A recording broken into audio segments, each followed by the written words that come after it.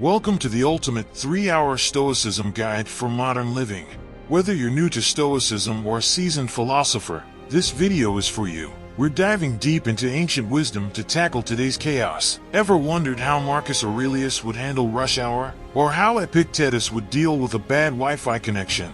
Stick around, because today we're sharing timeless teachings and a ton of practical advice to help you learn the art of living a resilient and meaningful life in this crazy modern world. To begin, let's explore some important Stoic rules. Number 1.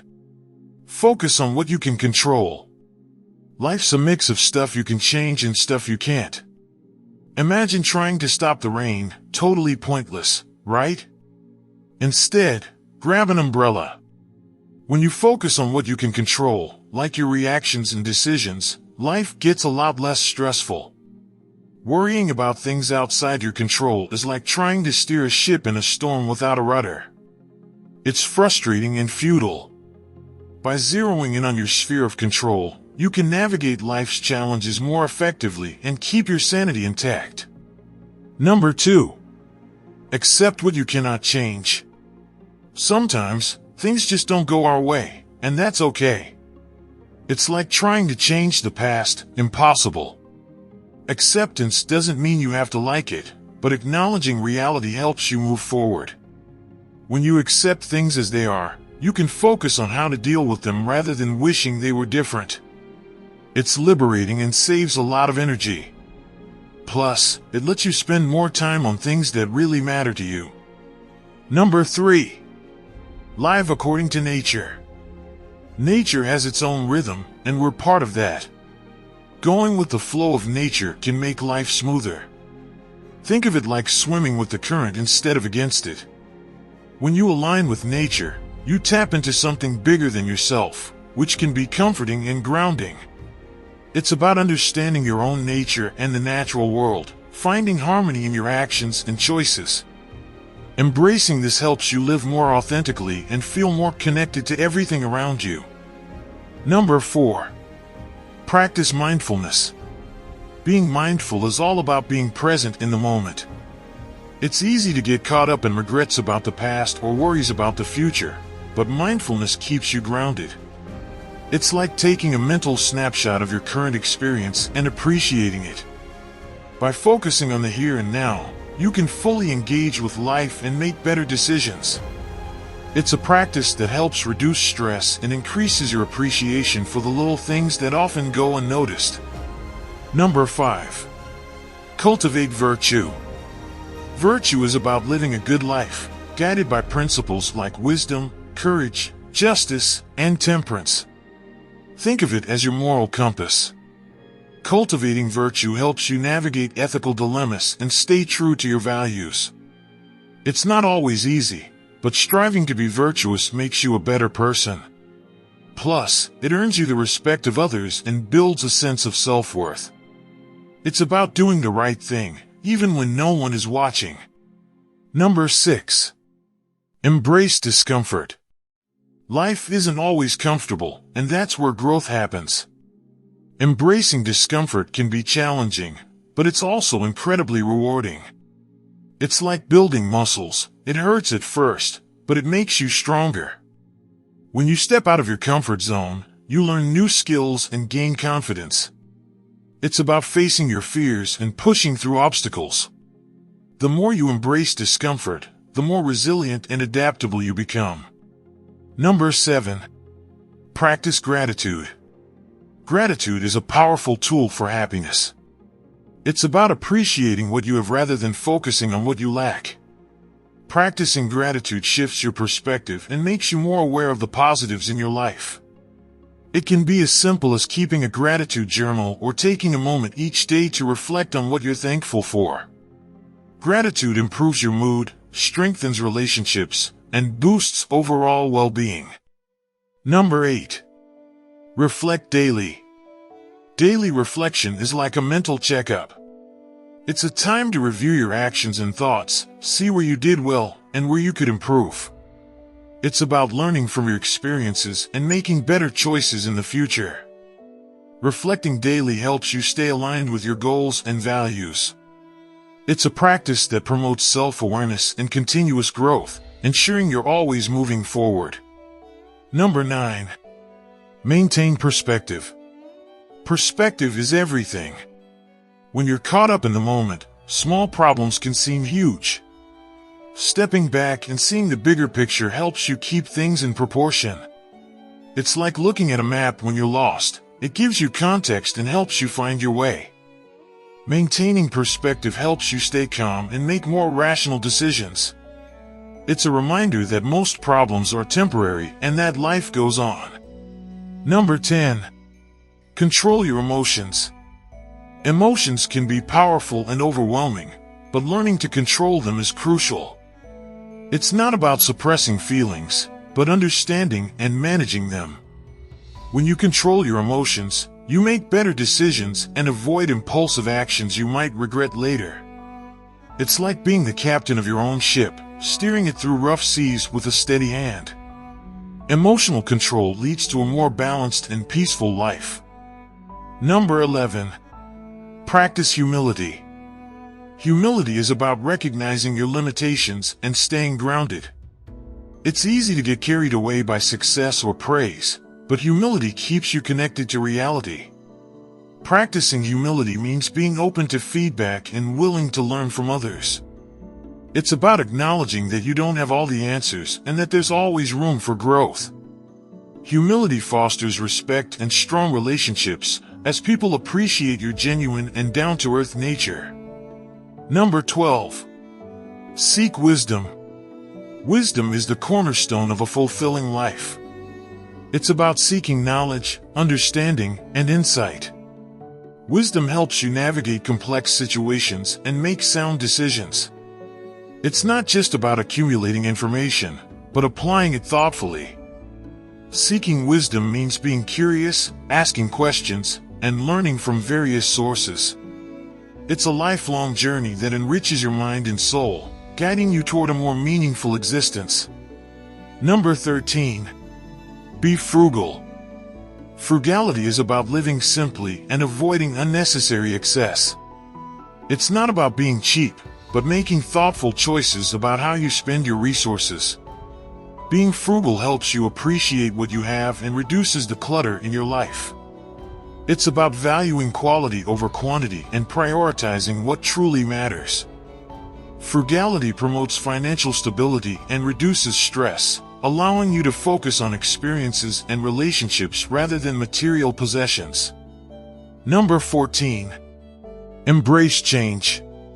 Change is a constant in life, and learning to embrace it can make you more adaptable and resilient. Resisting change often leads to frustration and disappointment. Embracing change means being open to new experiences and opportunities.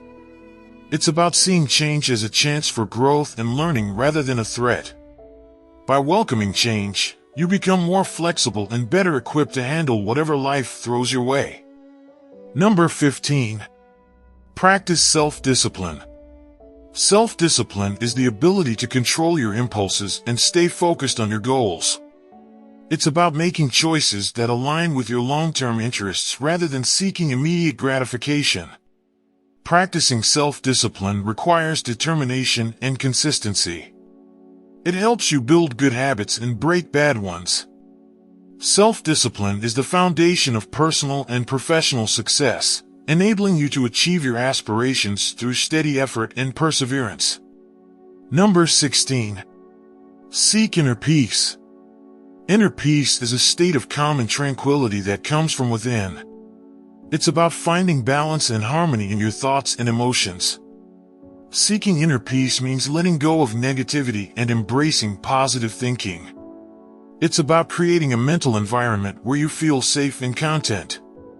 Inner peace helps you handle stress and challenges more effectively, providing a sense of stability and well-being that enhances every aspect of your life. Number 17. Serve others. Serving others is a core principle of Stoicism.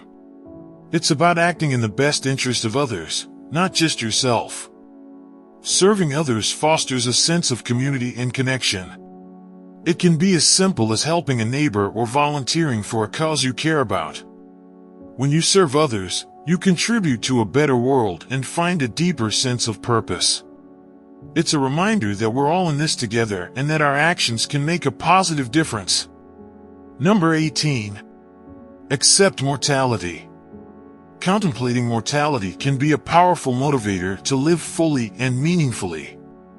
Accepting that life is finite helps you prioritize what truly matters. It's a reminder to make the most of your time and not take anything for granted. Accepting mortality encourages you to live with intention and purpose. It's about cherishing each moment and making choices that align with your values and aspirations, knowing that our time here is limited. Number 19. Practice silence. Silence can be incredibly powerful. It's a time for introspection and deep thought. Practicing silence helps you listen to your inner voice and gain clarity. It's about taking a break from the constant noise and distractions of everyday life. Silence allows you to recharge and reflect. It fosters creativity and problem solving, providing a space for new ideas to emerge. Embracing silence can lead to greater self-awareness and inner peace. Number 20. Be patient. Patience is a virtue that can make life a lot easier. It's about waiting calmly and understanding that things take time. Being patient helps you stay calm and composed in stressful situations. It's about trusting the process and knowing that good things often come to those who wait. Patience fosters resilience and persistence, allowing you to stay the course even when things don't happen as quickly as you'd like. It's a reminder that some things are worth waiting for. Number 21. Seek harmony. Harmony is about creating balance and unity in your life and relationships. It's about finding common ground and working together toward shared goals. Seeking harmony means being considerate and empathetic. It's about resolving conflicts peacefully and fostering cooperation. When you seek harmony, you build stronger connections and create a more positive environment. It's about living in a way that promotes peace and understanding, both within yourself and with others. Number 22. Be resilient. Resilience is the ability to bounce back from adversity. It's about staying strong and determined in the face of challenges. Being resilient means viewing setbacks as opportunities for growth rather than insurmountable obstacles. It's about maintaining a positive attitude and finding ways to adapt. Resilience helps you overcome difficulties and emerge stronger. It's a quality that allows you to keep moving forward, no matter what life throws your way. Number 23. Avoid distractions. Distractions can pull you away from what's truly important. Avoiding distractions means staying focused on your goals and priorities. It's about setting boundaries and minimizing interruptions. By avoiding distractions, you can be more productive and achieve more. It's about being intentional with your time and energy. Avoiding distractions helps you stay on track and make the most of each moment, leading to greater satisfaction and success. Number 24. Practice moderation. Moderation is about finding balance and avoiding extremes. It's about enjoying things in moderation rather than overindulging. Practicing moderation helps you maintain a healthy and sustainable lifestyle. It's about making choices that promote long-term well-being rather than seeking immediate pleasure. Moderation fosters self-control and discipline, allowing you to enjoy life without excess. It's a reminder that more isn't always better and that balance is key to a fulfilling life. Number 25.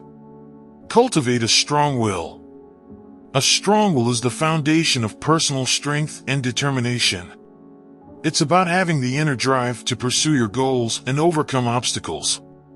Cultivating a strong will means developing mental toughness and resilience. It's about staying committed to your values and aspirations, even when things get tough. A strong will helps you stay focused and motivated, enabling you to achieve your dreams through persistence and effort. It's a reminder that you have the power to shape your own destiny. Number 26. Be honest. Honesty is a cornerstone of trust and integrity. It's about being truthful and transparent in your actions and words. Being honest fosters trust and respect in your relationships. It's about owning up to your mistakes and being accountable. Honesty promotes authenticity and genuine connections. It's a reminder that integrity is more valuable than any short-term gain that might come from dishonesty. By being honest, you build a reputation of reliability and trustworthiness. Number 27. Respect others. Respect is about valuing others and treating them with dignity. It's about recognizing the inherent worth of every person. Respect fosters positive relationships and a harmonious environment. It's about listening to others and being considerate of their feelings and perspectives. When you respect others, you create a culture of mutual understanding and cooperation. It's a reminder that everyone deserves to be treated with kindness and respect, regardless of their differences. Number 28. Avoid judgment. Judging others can create unnecessary conflict and negativity. Avoiding judgment means being open-minded and accepting of differences. It's about understanding that everyone has their own experiences and perspectives. Avoiding judgment fosters empathy and compassion. It allows you to build more positive and inclusive relationships. It's a reminder that you don't know everything about someone else's journey, and it's better to approach people with kindness and understanding. Number 29. Seek understanding. Understanding is about seeking to comprehend before being understood. It's about listening and empathizing with others. Seeking understanding fosters deeper connections and resolves conflicts more effectively. It's about being curious and open to learning from others. Understanding promotes a culture of respect and cooperation. It's a reminder that everyone has something valuable to offer, and by seeking to understand, you enrich your own perspective. Number 30. Control your speech. Your words have power, and controlling your speech means using that power wisely. It's about speaking with intention and avoiding unnecessary or harmful comments. Controlling your speech fosters positive communication and reduces misunderstandings. It's about being mindful of the impact of your words on others. By controlling your speech, you create a more respectful and harmonious environment. It's a reminder that words can build up or tear down, and it's up to you to choose wisely. Number 31. Live with purpose. Living with purpose means having a clear sense of direction and meaning in your life. It's about setting goals and pursuing them with intention. Living with purpose gives you motivation and focus. It helps you prioritize your time and energy on what truly matters. It's about aligning your actions with your values and aspirations. Living with purpose fosters a sense of fulfillment and satisfaction, knowing that you're making a positive impact. It's a reminder that a life with purpose is a life well lived. Number 32. Practice forgiveness. Forgiveness is about letting go of grudges and resentment. It's about freeing yourself from the burden of anger and hurt. Practicing forgiveness fosters healing and reconciliation. It allows you to move forward and build stronger relationships. Forgiveness doesn't mean condoning wrongdoing, but it's about choosing peace over bitterness. By practicing forgiveness, you create a more positive and compassionate environment. It's a reminder that forgiveness is a gift you give to yourself as much as to others. Number 33. Be content. Contentment is about appreciating what you have rather than constantly seeking more. It's about finding joy in the present moment and being satisfied with your life. Being content fosters gratitude and reduces stress. It's about recognizing the value of what you already have and not being driven by constant desire for more. Contentment promotes a sense of peace and well-being. It's a reminder that true happiness comes from within, not from external possessions or achievements. Number 34. Develop a routine. Having a routine provides structure and stability in your life. It's about creating habits that support your goals and well-being. Developing a routine helps you stay organized and focused. It provides a sense of predictability and control. A routine promotes productivity and reduces stress by eliminating decision fatigue. It's about finding a rhythm that works for you and sticking to it. Developing a routine is a reminder that small, consistent actions lead to significant progress over time. Number 35. Practice detachment. Detachment is about letting go of attachments to material possessions and outcomes. It's about finding peace and contentment within yourself. Practicing detachment fosters resilience and reduces stress. It allows you to approach life with a sense of freedom and flexibility. Detachment doesn't mean indifference, but it's about not letting external things control your happiness. It's a reminder that true fulfillment comes from within, not from external circumstances. By practicing detachment, you create a more balanced and serene life. Number 36. Embrace simplicity. Simplicity is about focusing on what truly matters and eliminating the unnecessary. It's about decluttering your life and finding joy in the basics. Embracing simplicity fosters a sense of peace and clarity. It allows you to appreciate the present moment and find beauty in the ordinary. Simplicity promotes mindful living and reduces stress. It's about making choices that align with your values and needs.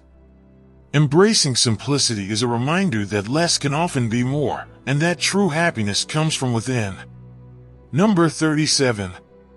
Be adaptable. Adaptability is the ability to adjust to new situations and challenges. It's about being flexible and open to change. Being adaptable fosters resilience and problem-solving skills. It allows you to navigate life's uncertainties with confidence. Adaptability means seeing change as an opportunity for growth rather than a threat. It's about staying positive and proactive in the face of adversity. Being adaptable is a reminder that life is constantly evolving, and by embracing change, you can thrive in any circumstance. Number 38. Practice empathy. Empathy is about understanding and sharing the feelings of others. It's about putting yourself in someone else's shoes. Practicing empathy fosters deeper connections and reduces conflict. It allows you to build stronger relationships based on mutual understanding. Empathy promotes compassion and kindness. It's about listening and being present for others. Practicing empathy is a reminder that everyone has their own struggles, and by showing empathy, you create a more supportive and caring environment. Number 39. Value time. Time is a precious and finite resource. Valuing time means using it wisely and prioritizing what truly matters. It's about being intentional with your activities and not wasting time on trivial pursuits. Valuing time fosters productivity and a sense of purpose. It allows you to make the most of each moment and achieve your goals. It's a reminder that time is one of the most valuable things you have, and how you use it shapes your life. By valuing time, you create a more fulfilling and meaningful existence. Number 40. Be proactive. Being proactive means taking initiative and being responsible for your actions. It's about anticipating challenges and finding solutions. Being proactive fosters a sense of control and empowerment. It allows you to shape your own destiny rather than reacting to circumstances. Proactivity means being prepared and taking charge of your life. It's about setting goals and working towards them with determination. Being proactive is a reminder that you have the power to create the life you want, and by taking action, you can achieve your dreams. Number 40. Be proactive. Being proactive means taking initiative and being responsible for your actions. It's about anticipating challenges and finding solutions. Being proactive fosters a sense of control and empowerment. It allows you to shape your own destiny rather than reacting to circumstances. Proactivity means being prepared and taking charge of your life. It's about setting goals and working towards them with determination. Being proactive is a reminder that you have the power to create the life you want, and by taking action, you can achieve your dreams. Number 41. Practice self-awareness. Self-awareness is about understanding your thoughts, emotions, and behaviors. It's about being honest with yourself and recognizing your strengths and weaknesses. Practicing self-awareness fosters personal growth and self-improvement. It allows you to make better decisions and build healthier relationships. Self-awareness promotes authenticity and integrity. It's a reminder that knowing yourself is the first step towards a more fulfilling life. By practicing self-awareness, you gain insight and clarity, enabling you to live more intentionally and purposefully. Number 42. Seek self-improvement. Self-improvement is a lifelong journey of growth and development. It's about constantly striving to be the best version of yourself. Seeking self-improvement fosters a sense of purpose and motivation. It allows you to overcome challenges and achieve your goals. Self-improvement means learning new skills, gaining knowledge, and building better habits. It's about being open to feedback and willing to make changes. Seeking self-improvement is a reminder that there's always room for growth, and by continuously working on yourself, you can lead a more fulfilling and successful life. Number 43. Avoid anger. Anger can be destructive and counterproductive. Avoiding anger means managing your emotions and responding calmly to situations. It's about understanding the root causes of your anger and finding healthier ways to express it. Avoiding anger fosters better relationships and reduces stress. It allows you to approach conflicts with a clear mind and find constructive solutions. Avoiding anger is a reminder that reacting in anger often leads to regret, and by staying calm, you can handle challenges more effectively. Number 44. Be generous. Generosity is about giving freely of your time, resources, and kindness. It's about helping others and contributing to a better world. Being generous fosters a sense of connection and fulfillment. It allows you to make a positive impact on the lives of others. Generosity promotes empathy and compassion. It's about sharing your blessings and being a source of support. Being generous is a reminder that giving is often more rewarding than receiving, and by being generous, you create a ripple effect of positivity and goodwill. Number 45. Seek solitude. Solitude is about taking time to be alone and reflect. It's about finding peace and clarity in your own company. Seeking solitude fosters introspection and personal growth. It allows you to recharge and gain perspective. Solitude promotes creativity and problem solving. It's about disconnecting from distractions and focusing on your inner self. Seeking solitude is a reminder that spending time alone can be rejuvenating and enlightening, and by embracing solitude, you can find a deeper sense of self-awareness and peace. Number 46. Practice equanimity. Equanimity is about maintaining calm and composure in all situations. It's about staying balanced and not being swayed by external events. Practicing equanimity fosters resilience and inner peace. It allows you to navigate life's ups and downs with grace. Equanimity means accepting things as they are and responding with a clear mind. It's about being steady and grounded. Practicing equanimity is a reminder that staying calm in the face of adversity is a strength, and by cultivating equanimity, you can handle life's challenges more effectively. Number 47. Learn from failure. Failure is a natural part of life and a valuable learning experience. Learning from failure means viewing it as an opportunity for growth rather than a setback. It's about analyzing what went wrong and finding ways to improve. Learning from failure fosters resilience and perseverance. It allows you to develop a growth mindset and keep moving forward. Failure is a reminder that success often comes after many attempts, and by learning from it, you can achieve greater things. Embrace failure as a stepping stone on your journey to success. Number 48. Cultivate a positive mindset. A positive mindset is about focusing on the good and staying optimistic. It's about finding the silver lining in every situation. Cultivating a positive mindset fosters happiness and resilience. It allows you to approach challenges with confidence and hope. A positive mindset promotes well-being and reduces stress. It's about choosing to see the best in yourself and others. Cultivating a positive mindset is a reminder that your thoughts shape your reality, and by thinking positively, you create a more joyful and fulfilling life. Number 49. Be curious. Curiosity is about having a desire to learn and explore. It's about being open to new experiences and seeking knowledge. Being curious fosters personal and intellectual growth. It allows you to discover new passions and interests. Curiosity promotes creativity and innovation. It's about asking questions and being eager to understand the world around you.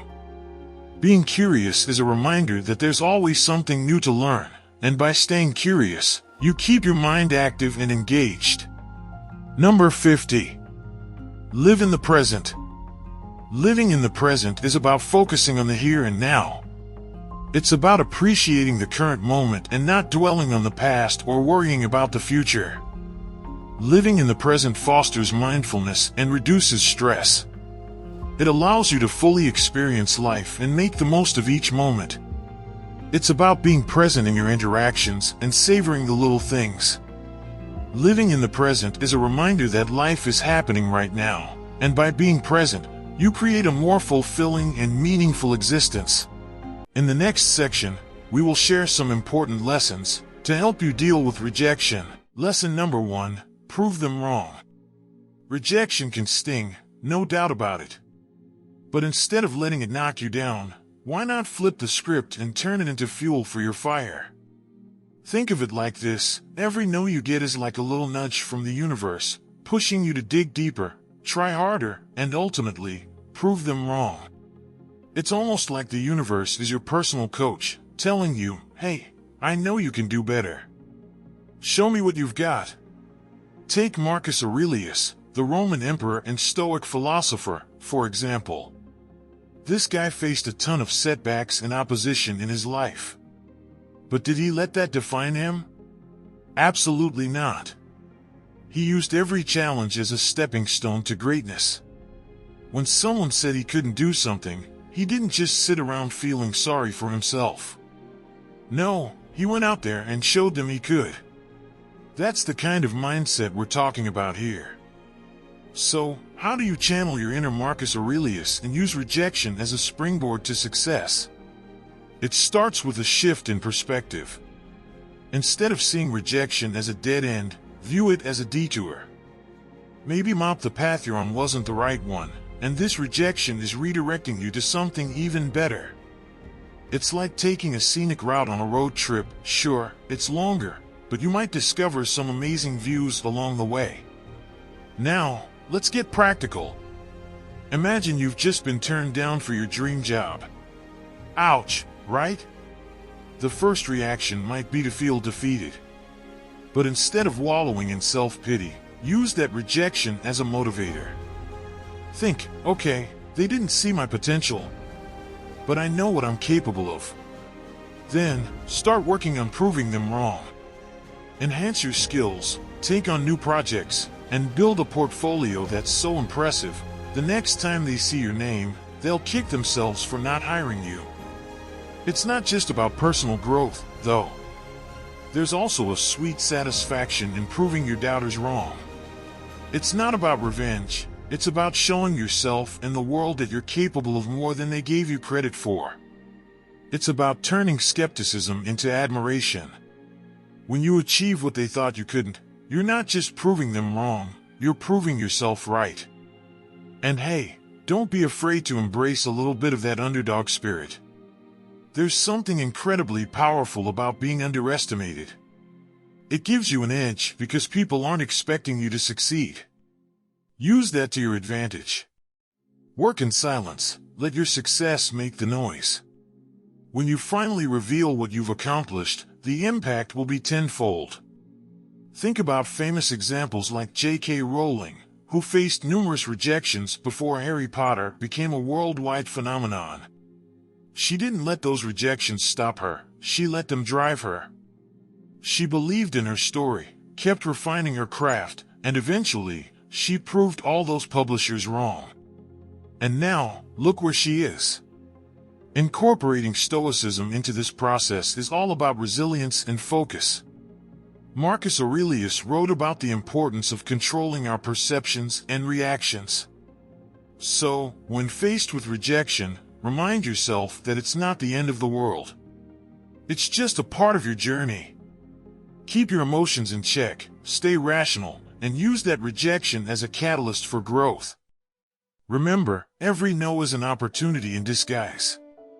It's a chance to reassess, improve, and come back stronger. So, next time someone doubts you or shuts you down, don't let it derail you. Instead, let it light a fire within you. Channel that energy into your work, refine your skills, and show them exactly what you're made of. Because proving them wrong isn't just about success, it's about self-belief and perseverance. And that, my friend, is the true essence of Stoicism. Lesson number 2, cut off contact. In the realm of Stoicism, one of the profound teachings revolves around the idea of cutting off contact with negative influences. This principle is not just about severing ties, but about creating a space for personal growth and maintaining mental clarity. The ancient Stoics understood the power of our environment and how it shapes our thoughts, actions, and ultimately, our character. In today's world, where distractions are abundant and negative influences are just a click away, this lesson is more relevant than ever. Imagine your mind as a garden. To cultivate it, you must remove the weeds that threaten to choke your plants. Negative influences, whether they are toxic relationships, pessimistic social media feeds, or environments that drain your energy, are these weeds. They prevent you from flourishing and reaching your full potential. The Stoics believed that to live a virtuous life, one must be vigilant about what they allow into their mental space. Cutting off contact with negativity is not an act of cruelty but an act of self-preservation. It's about prioritizing your well-being and understanding that your mental health is paramount. Marcus Aurelius often reflected on the importance of surrounding oneself with good company. He wrote, "The happiness of your life depends upon the quality of your thoughts. Therefore, guard accordingly, and take care that you entertain no notions unsuitable to virtue and reasonable nature." Here are some practical steps to cut off contact. Number 1, identify negative influences. The first step is to recognize what or who is dragging you down. This could be a friend who constantly complains, a family member who belittles your ambitions, or a job that leaves you feeling unfulfilled. Make a list of these influences and consider how they affect your mental state. Number 2, set boundaries. Once you have identified the negative influences, it's crucial to set boundaries. This doesn't always mean complete severance. Sometimes, it means limiting interactions or being clear about what topics are off limits. For instance, if a friend is always negative, you might decide to avoid conversations about certain topics or limit the time you spend with them. Number 3, gradual disengagement. In some cases, especially with close relationships, a gradual disengagement might be necessary.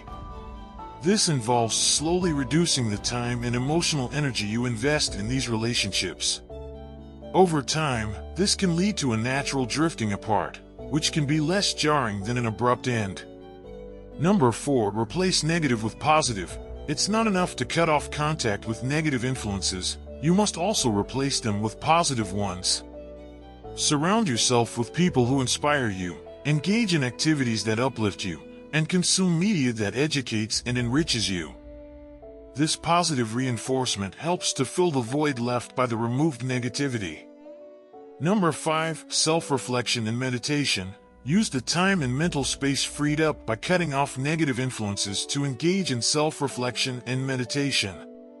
The Stoics were big proponents of daily reflection, examining their actions, thoughts, and motivations. This practice helps to build resilience and reinforces your commitment to living a virtuous life. By cutting off contact with negative influences or negative people, you create a fertile ground for positivity, growth, and serenity. You gain clarity of mind, which allows you to focus on what truly matters, your goals, values, and personal growth. This clarity also enhances your decision-making abilities, enabling you to navigate life's challenges with a calm and composed demeanor. Moreover, reducing exposure to negativity can significantly improve your mental health. It lowers stress levels, reduces anxiety, and fosters a more optimistic outlook on life.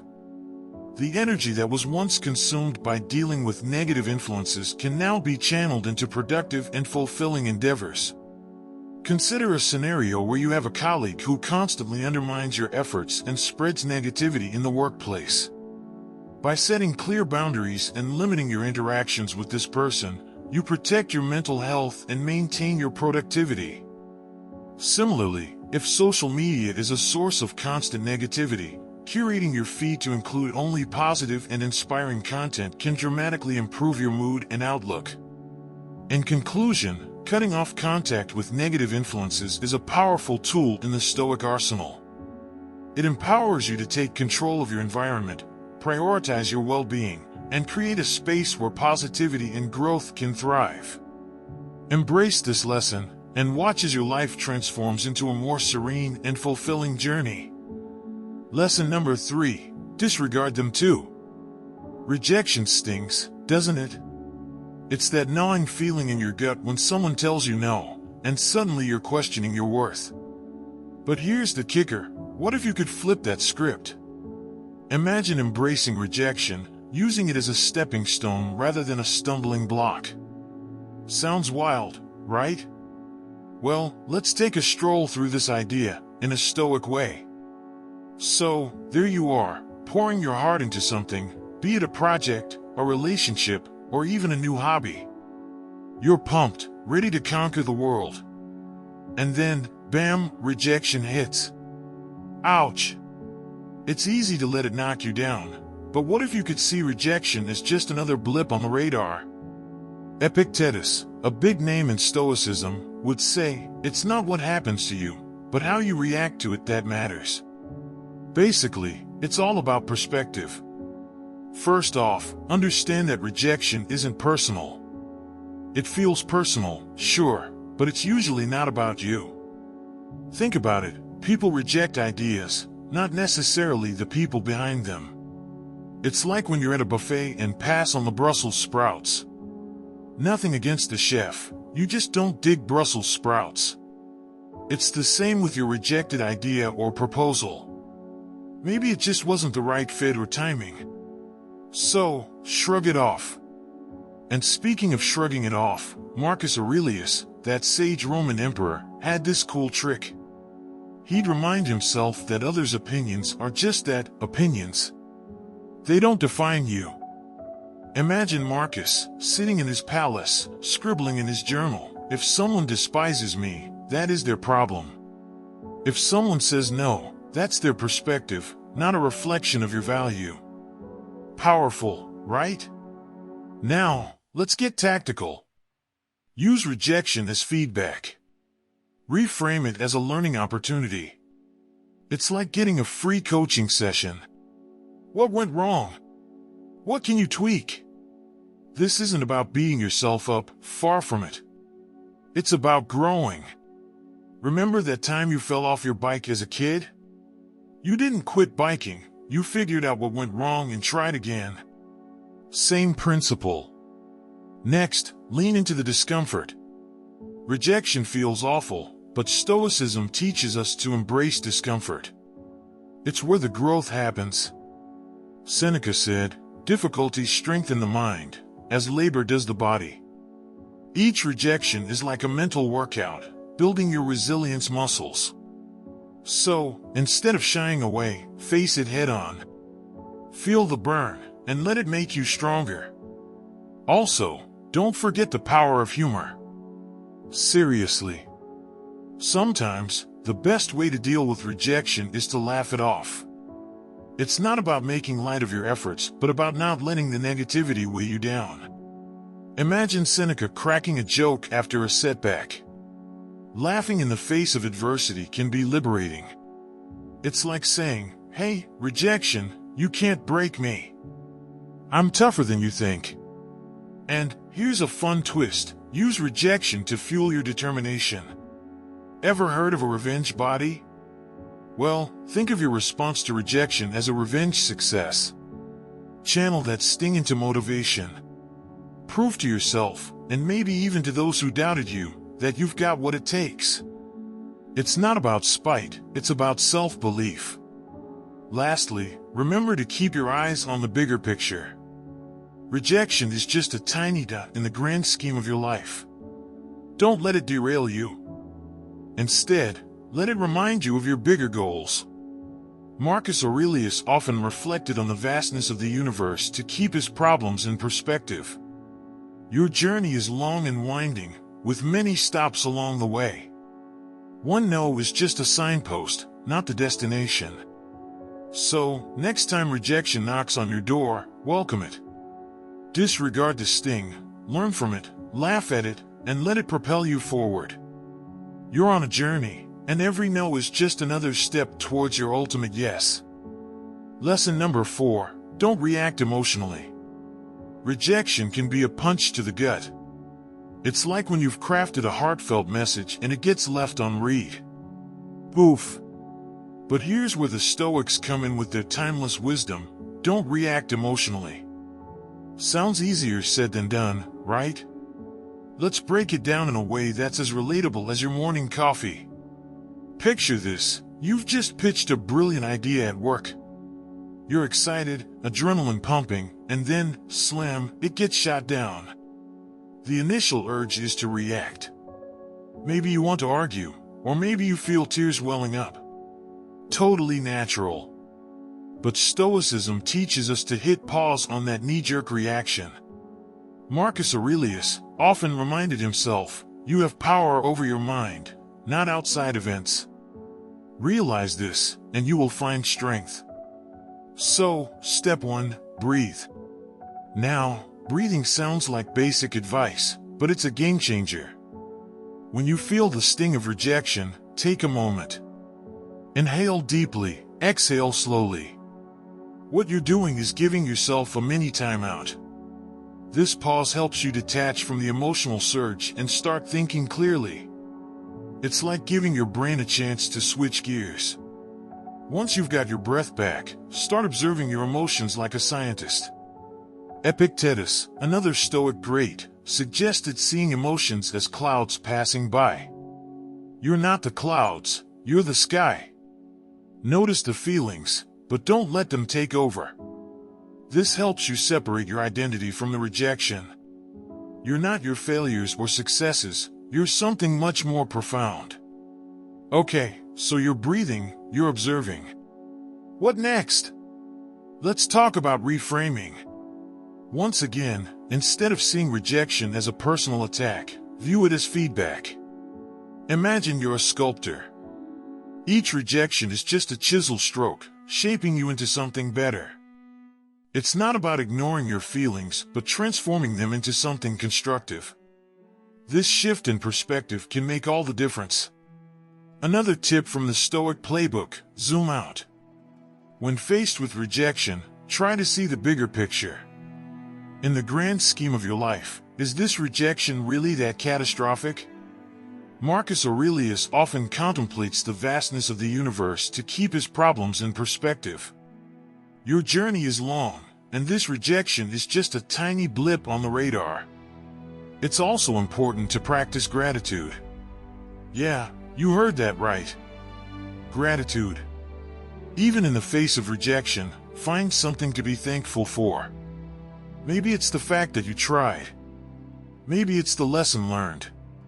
Gratitude shifts your focus from what you've lost to what you've gained. It's a subtle but powerful shift. And don't forget to stay kind to yourself. Rejection can make you your own worst critic. Instead, be your own cheerleader. Remind yourself of your strengths and past achievements. Self-compassion goes a long way.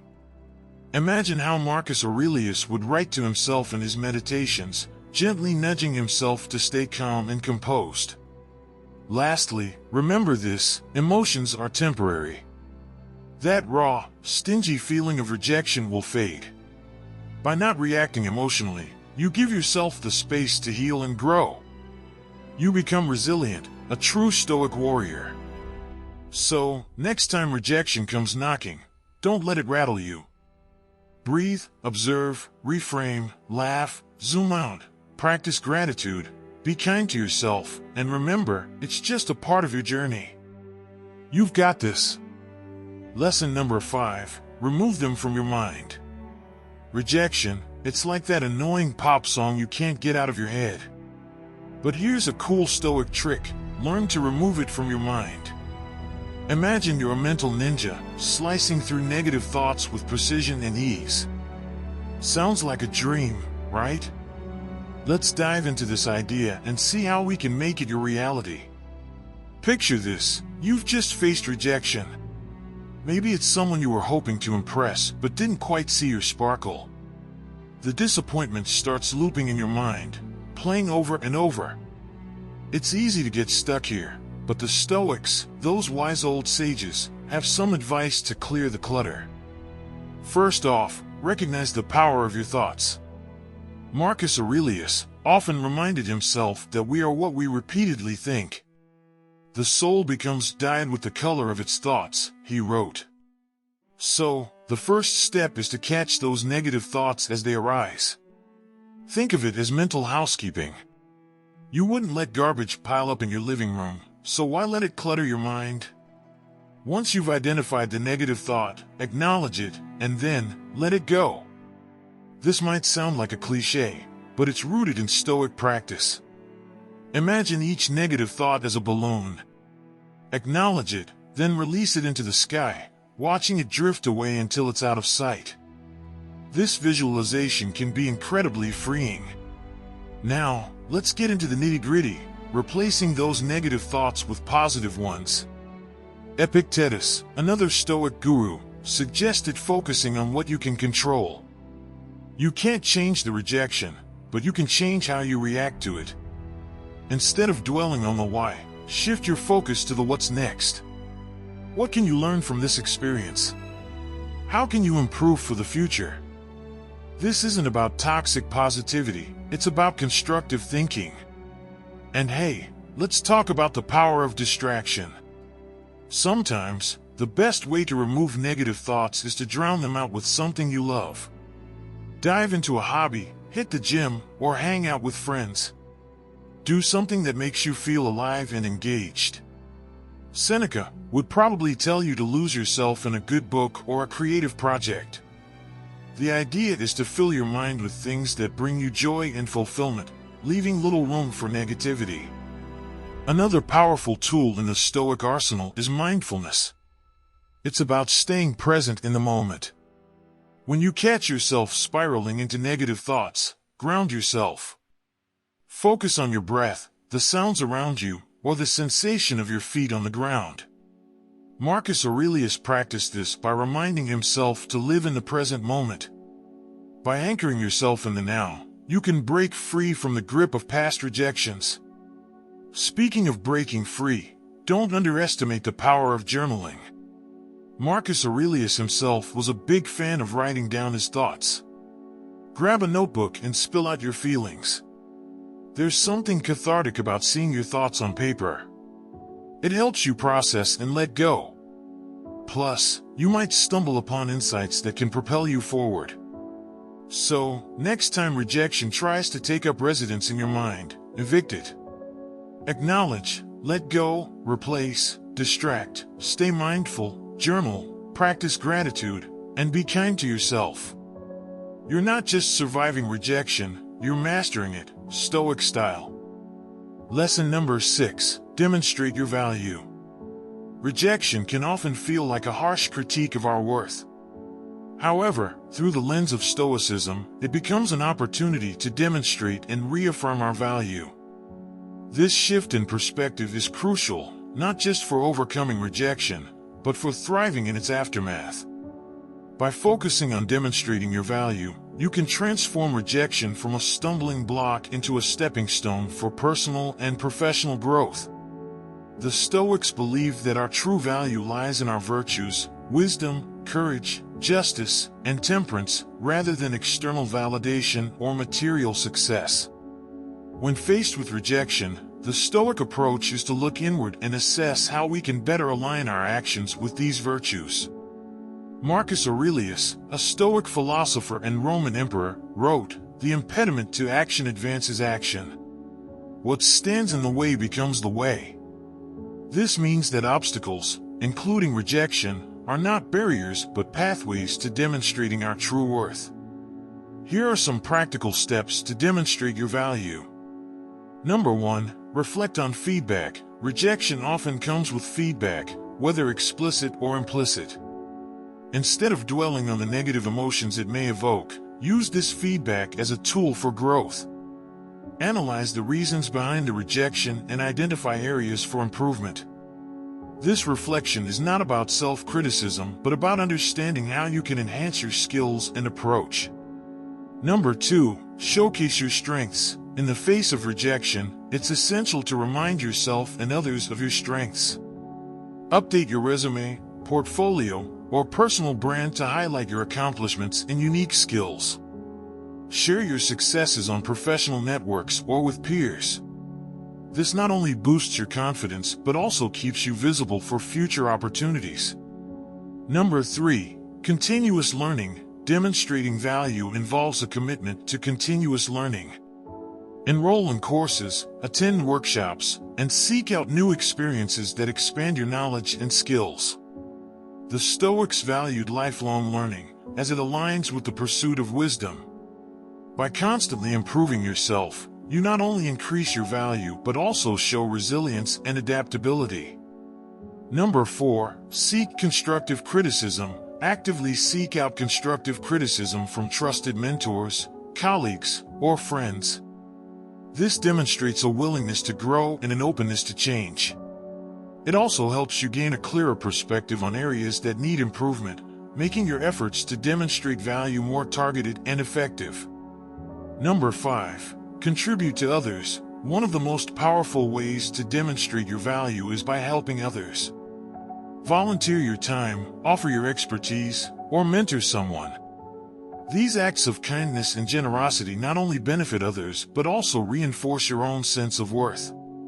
The Stoics believed in the interconnectedness of humanity and the importance of contributing to the greater good. When you're rejected, it's easy to feel discouraged. However, this is precisely the moment to dig deep and find ways to demonstrate your value.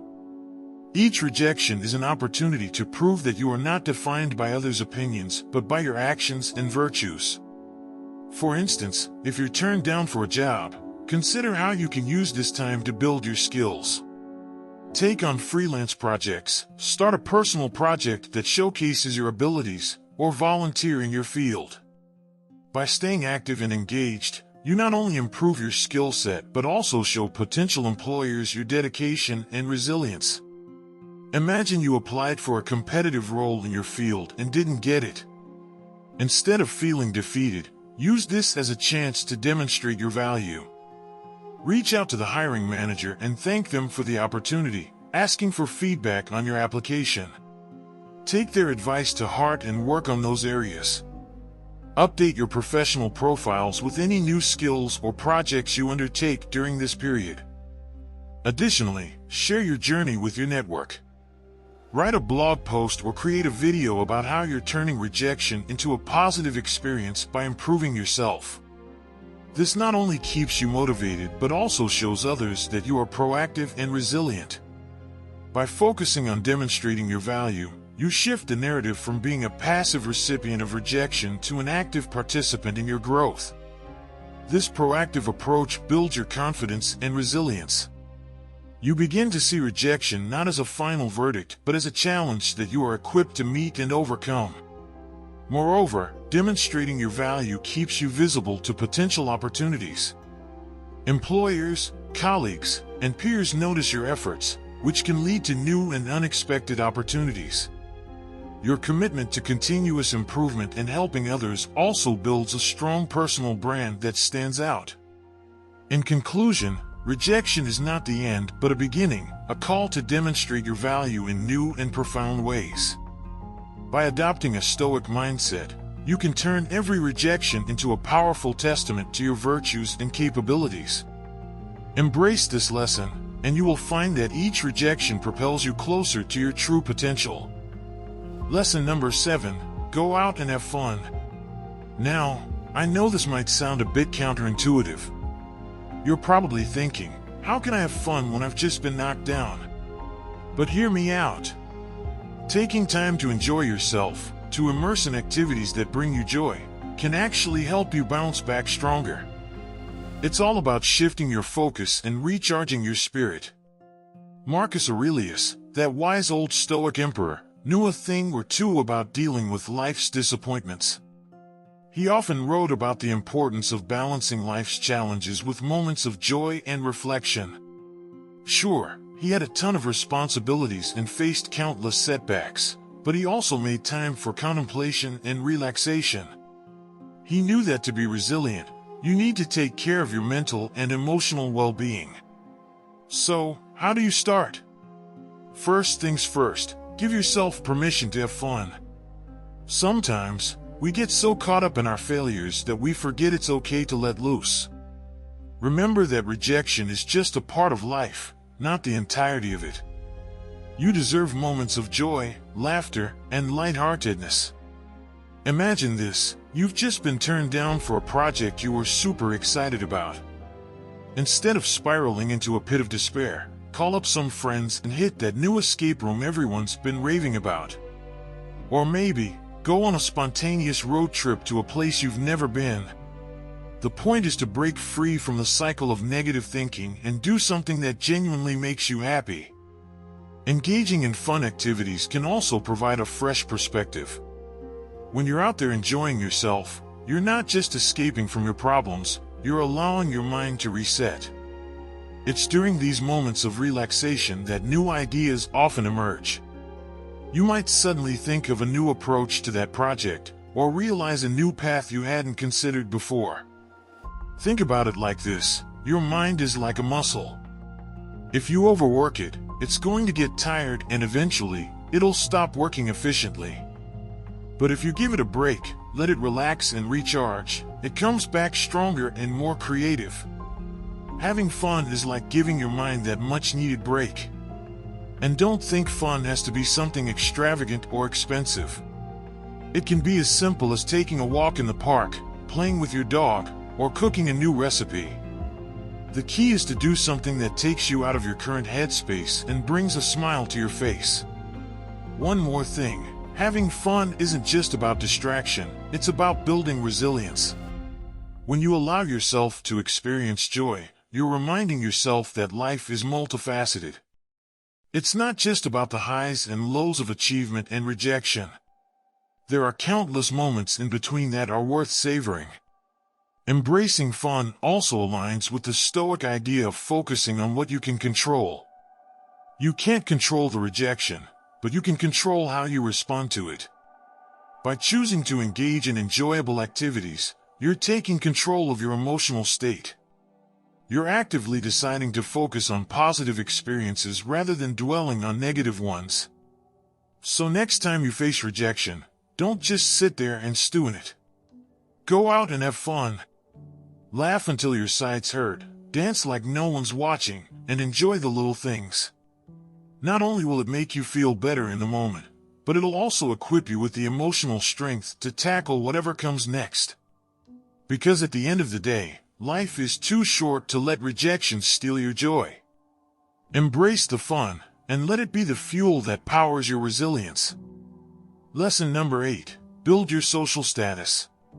First off, let's get one thing straight. Social status isn't about being the most popular person in the room or having the most followers on social media. It's about respect, influence, and the genuine connections you build with others. The ancient Stoics, like Marcus Aurelius, believed in the power of community and the importance of contributing positively to society. So, when you're hit with rejection, think of it as a chance to sharpen your social skills and expand your network. Start by embracing the mindset that every interaction is an opportunity. Whether you're at a networking event, a casual get-together, or even just chatting online, make the most of it. Listen actively, show genuine interest in others, and be present in the moment. People remember how you make them feel, and being a good listener is a surefire way to leave a lasting impression. Now, let's talk about the power of storytelling. When you're building your social status, being able to share your story, your highs, your lows, and everything in between, can be incredibly impactful. When you face rejection, don't hide it. Instead, share how you're overcoming it, the lessons you're learning, and how it's shaping you. Authenticity is magnetic. People are drawn to those who are real and relatable. Networking is another crucial element. Rejection can sometimes close one door, but it can also push you to open new ones. Reach out to people in your industry, join relevant groups, and attend events. Be proactive in expanding your circle. You never know who you might meet and what opportunities might come your way through new connections. And remember, networking isn't just about what others can do for you, it's also about how you can add value to their lives. Offer help, share your knowledge, and be a connector for others. Let's not forget the importance of social proof. This is where you let your work speak for itself. If you've faced rejection, use that as motivation to excel in your field. Build a portfolio of your achievements, gather testimonials, and showcase your expertise. When people see what you've accomplished, especially in the face of adversity, it elevates your status. You become someone who's not just talking the talk, but walking the walk. Being socially active is also key. Attend community events, participate in discussions, and be visible in your social circles. The more active you are, the more people will see you as a leader and a go-to person. And when you're active, you're also more likely to come across opportunities that you might have missed otherwise. Another tip, don't shy away from self-promotion. This doesn't mean being boastful, but rather sharing your successes and milestones in a way that feels natural and humble. Use social media to highlight your achievements, write articles or blog posts about your experiences, and speak at events or webinars. The more you put yourself out there, the more people will take notice.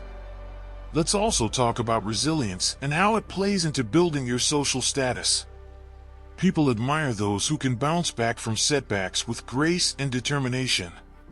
When you face rejection, show resilience by maintaining a positive attitude, continuing to pursue your goals, and demonstrating that you're not easily deterred. This kind of strength is incredibly appealing and can significantly boost how others perceive you. Lastly, always remember the Stoic principle of focusing on what you can control. You can't control others' opinions or the outcomes of every situation, but you can control your actions and responses. By focusing on being the best version of yourself, treating others with respect, and continuously striving to improve, you naturally elevate your social status. So, the next time rejection comes knocking, don't let it drag you down. Use it as a catalyst to build your social status. Embrace every interaction, share your story, expand your network, and let your resilience shine. Before you know it, you'll be someone who's not just respected and admired, but also someone who turns every setback into a stepping stone toward greater success. Lesson number 9, act as if they don't exist. Acting as if they don't exist isn't about being petty or pretending people don't matter.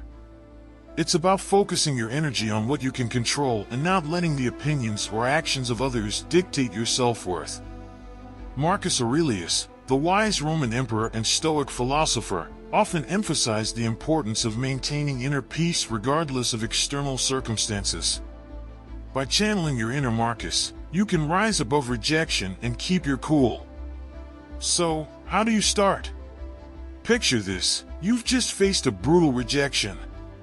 Instead of obsessing over why they said no or what you could have done differently, shift your focus. Think of it as tuning out background noise. Their rejection is just static. It doesn't define your value or your potential. Now, dive into your passions and projects with renewed vigor. Pour your heart into what you love and what brings you joy. When you're deeply engaged in activities that matter to you, the sting of rejection starts to fade into the background. It's like being so immersed in a captivating book that you forget about the world around you. Let your passions be that book. Speaking of focus, let's talk about setting goals. Use this time to double down on your aspirations. Map out what you want to achieve and the steps needed to get there. By creating a clear roadmap, you're directing your energy towards constructive actions rather than dwelling on the past. Each small win along the way will build your confidence and help you realize that the rejection was just a detour, not a dead end. And let's be real, sometimes people reject you because they can't see your vision or understand your potential.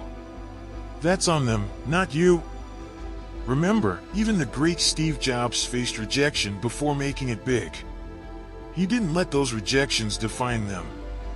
He acted as if the naysayers didn't exist and kept pushing forward. You can do the same. A key part of this approach is surrounding yourself with a positive support system. Friends, family, mentors, these are the people who see your worth and believe in your potential. Spend time with those who lift you up and inspire you. Their encouragement will drown out the negativity and remind you that you're capable and valued. Let's also talk about the power of self-reflection.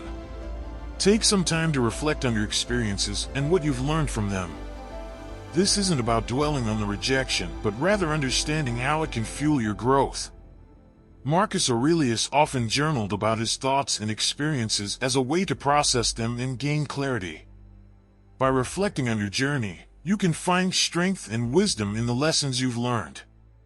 So, the next time you face rejection, channel your inner Stoic and act as if those who rejected you don't exist.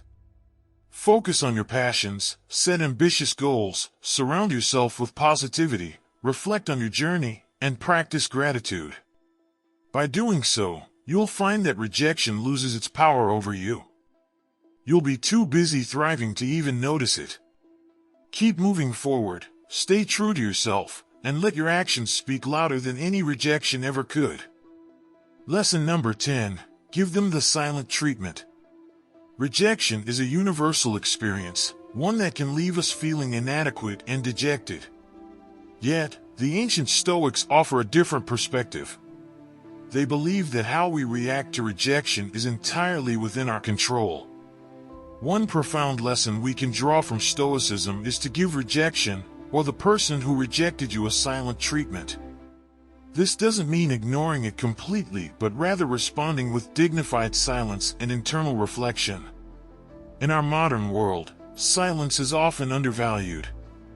We live in an age of constant communication where quick responses and instant feedback are the norms. However, the Stoics teach us that silence can be a powerful tool. When faced with rejection, choosing not to respond immediately allows us to regain our composure and reflect on the situation with a clear mind. Marcus Aurelius, a prominent Stoic philosopher, emphasized the importance of controlling our reactions and maintaining inner tranquility. By giving rejection the silent treatment, we can pause and avoid impulsive reactions that may worsen the situation. When we receive rejection, our immediate instinct might be to react defensively or emotionally. We might feel the urge to argue, seek validation, or prove ourselves. However, the Stoics advise against such knee-jerk reactions. Instead, they encourage us to reflect on the rejection calmly. Ask yourself, what can I learn from this experience? Is there a way I can grow or improve? By reflecting instead of reacting, we turn rejection into an opportunity for personal growth. This introspective approach aligns with the Stoic practice of journaling, where individuals would contemplate their daily experiences and extract valuable lessons. Silence in the face of rejection also helps maintain our dignity. Responding with grace and composure demonstrates inner strength and self-respect. It shows that we are not easily rattled by external events and that our self-worth is not dependent on the opinions of others. Epictetus, another Stoic philosopher, taught that we should focus on what is within our control, our thoughts, actions, and responses, rather than external factors like rejection. By giving rejection the silent treatment, we exhibit a dignified acceptance of things beyond our control. One of the core tenets of Stoicism is the idea that we control our perceptions. While we cannot change the fact of rejection, we can change how we perceive and interpret it. Giving rejection the silent treatment provides the mental space to reframe the experience. Instead of seeing rejection as a personal failure, we can view it as a valuable feedback or a redirection towards better opportunities. This shift in perception can transform rejection from a negative experience into a positive catalyst for change. Practicing silence in the face of rejection builds resilience. It teaches us to endure setbacks without losing our balance. The Stoics believe that adversity strengthens character, much like how physical exercise strengthens the body. By giving rejection the silent treatment, we cultivate a mindset of resilience. We learn to face challenges with equanimity and emerge stronger from each experience. Over time, this resilience becomes a cornerstone of our personal development and success. To effectively give rejection the silent treatment, consider the following practical steps. Number 1. Pause before responding. When you receive a rejection, take a moment to breathe and compose yourself. Avoid the temptation to respond immediately. Number 2. Reflect in writing. Use a journal to process your thoughts and feelings about the rejection. Write down what happened, how you feel, and what you can learn from it. Number 3. Reframe the experience. Challenge yourself to find a positive angle. Ask yourself how this rejection could be beneficial in the long run. Number 4. Focus on what you can control. Redirect your energy towards actions and thoughts that are within your control. Let go of the need to change external opinions. Number 6. Practice self-compassion. Be kind to yourself. Understand that rejection is a part of life and does not define your worth. By incorporating these steps, you can transform the experience of rejection into a powerful opportunity for growth and self-improvement. Embrace the silence, and let it guide you towards a more resilient and enlightened self, as the Stoics envisioned. Lesson number 11. Reframe rejection as a learning opportunity. Marcus Aurelius famously said, "The impediment to action advances action. What stands in the way becomes the way." This powerful statement encapsulates a core tenet of Stoicism. Obstacles, including rejection, are not just hindrances but potential catalysts for growth and progress. By reframing rejection as an opportunity to learn and improve, we can transform setbacks into stepping stones towards success. Analyze the reasons behind the rejection. Ask for feedback, identify areas for improvement, and use this knowledge to better yourself and your approach in future endeavors. Consider the story of Jane, an aspiring writer who dreamed of getting her novel published. She poured her heart and soul into her manuscript, meticulously crafting each chapter and refining her story. Confident in her work, she sent her manuscript to several publishers, only to face a series of rejections. Each rejection letter was a blow to her confidence, making her question her talent and the worth of her work. Initially, Jane saw these rejections as insurmountable obstacles. The dream she had nurtured for years seemed to be slipping away. However, after reading about Stoicism and the writings of Marcus Aurelius, she decided to change her perspective. Instead of viewing rejection as a failure, she began to see it as an opportunity to learn and grow. Step 1. Seeking feedback. Jane decided to seek constructive feedback. She reached out to the publishers who had rejected her manuscript, asking for specific reasons behind their decision. To her surprise, some editors responded with detailed critiques. They pointed out areas where her plot lacked cohesion, characters that needed more depth, and sections of the narrative that felt overly complex. Step 2. Analyzing feedback. Instead of taking this feedback personally, Jane approached it with an open mind. She carefully analyzed the critiques, identifying common themes and areas that needed improvement. She realized that her manuscript had several weaknesses that she had been blind to in her initial enthusiasm.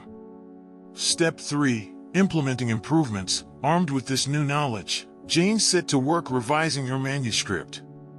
She streamlined the plot, developed her characters more fully, and clarified her narrative.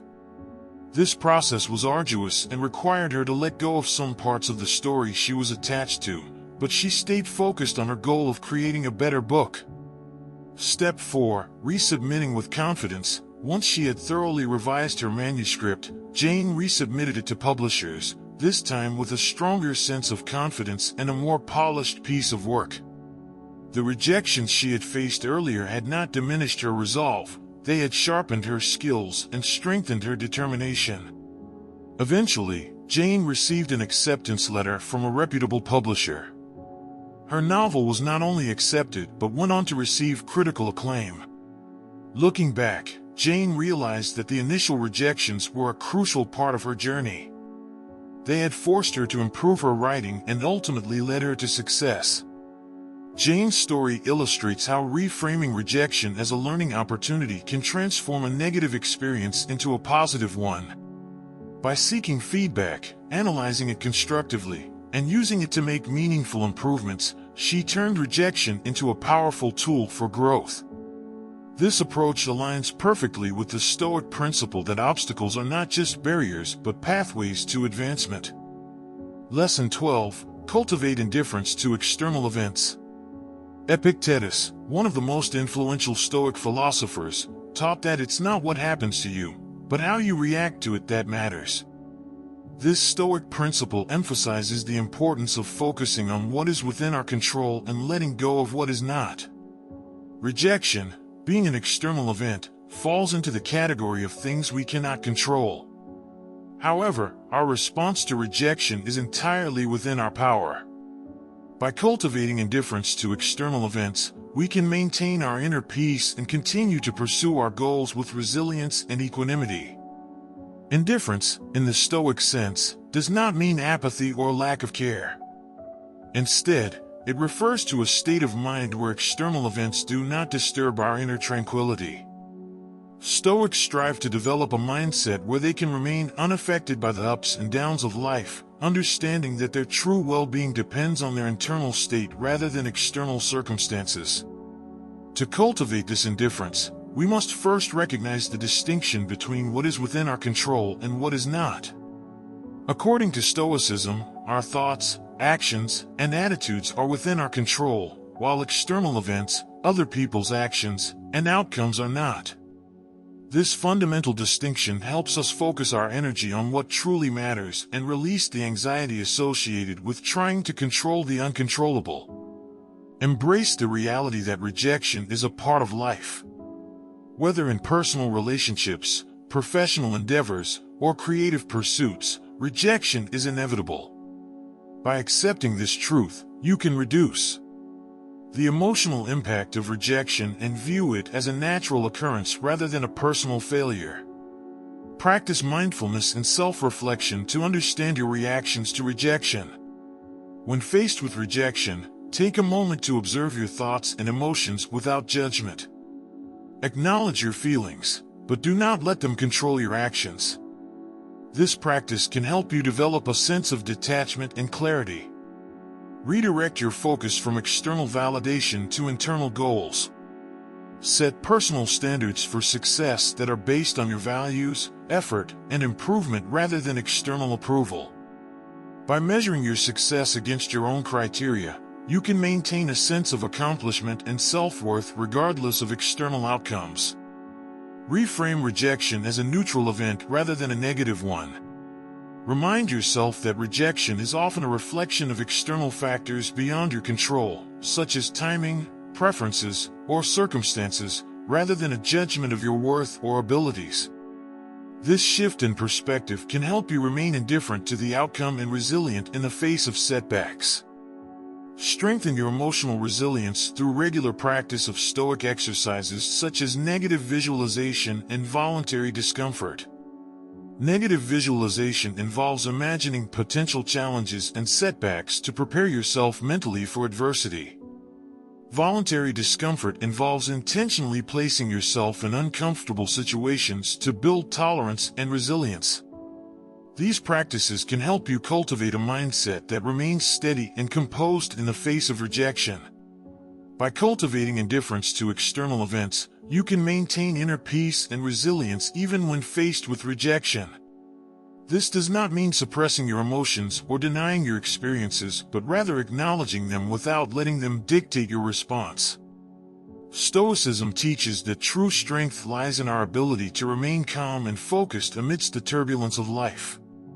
When you encounter rejection, remind yourself of Epictetus' wisdom: it is not the event itself, but your reaction to it that matters. By focusing on what you can control, your thoughts, actions, and attitudes, you can navigate rejection with grace and turn it into an opportunity for growth and self-improvement. This Stoic approach empowers you to move forward with confidence, knowing that your true well-being is rooted in your internal state rather than external circumstances. Lesson 13. Find strength in adversity. Seneca, a prominent Stoic philosopher, wisely observed, "Difficulties strengthen the mind, as labor does the body." This principle underscores the Stoic belief that adversity, including rejection, is not merely an obstacle but a critical element of personal growth and resilience.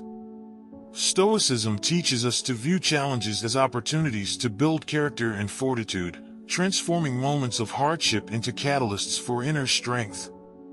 Adversity is an inevitable part of the human experience. Whether it's rejection, failure, loss, or any form of setback, these challenges test our resolve and resilience. For the Stoics, adversity is not something to be avoided or feared, but rather embraced and utilized for self-improvement. The trials we face are seen as the very conditions that shape and refine our character, much like how physical exercise strengthens the body. To find strength in adversity, Stoicism encourages a mindset shift. Instead of viewing hardships as negative occurrences that derail our progress, we are urged to see them as integral to our development. This perspective is rooted in the belief that our reactions to adversity reveal our true nature and potential. When we confront difficulties head-on, we unlock reserves of strength and resilience that might otherwise remain dormant. The Stoics believe that every challenge presents an opportunity to exercise virtues such as courage, patience, and perseverance. For instance, encountering rejection can be a chance to cultivate humility and perseverance. By enduring and overcoming adversity, we develop a deeper understanding of our capacities and limits, which in turn enhances our ability to face future challenges with greater confidence and equanimity. Central to the Stoic philosophy is the idea that our perception of events shapes our experience of them. As Epictetus stated, men are disturbed not by things, but by the views which they take of them. This means that adversity, including rejection, is not inherently detrimental. Rather, it is our interpretation of these events that determines their impact on us. By altering our perception, we can transform adversity into a powerful source of strength. Stoicism teaches that we should approach adversity with a rational and composed mindset. Instead of succumbing to negative emotions or self-pity, we can choose to see difficulties as tests of our character. This rational approach enables us to maintain our composure and clarity of thought, allowing us to respond to challenges effectively and constructively. Adversity serves as a profound teacher, imparting valuable lessons that contribute to our personal and spiritual growth. Through hardship, we learn about our strengths and weaknesses, gain insights into our values and priorities, and develop a deeper sense of empathy and compassion for others. Each instance of adversity becomes a chapter in our life story, shaping our identity and fortifying our resilience. The Stoic practice of negative visualization further reinforces this idea. By contemplating potential hardships and imagining worst-case scenarios, Stoics prepare themselves mentally and emotionally for adversity.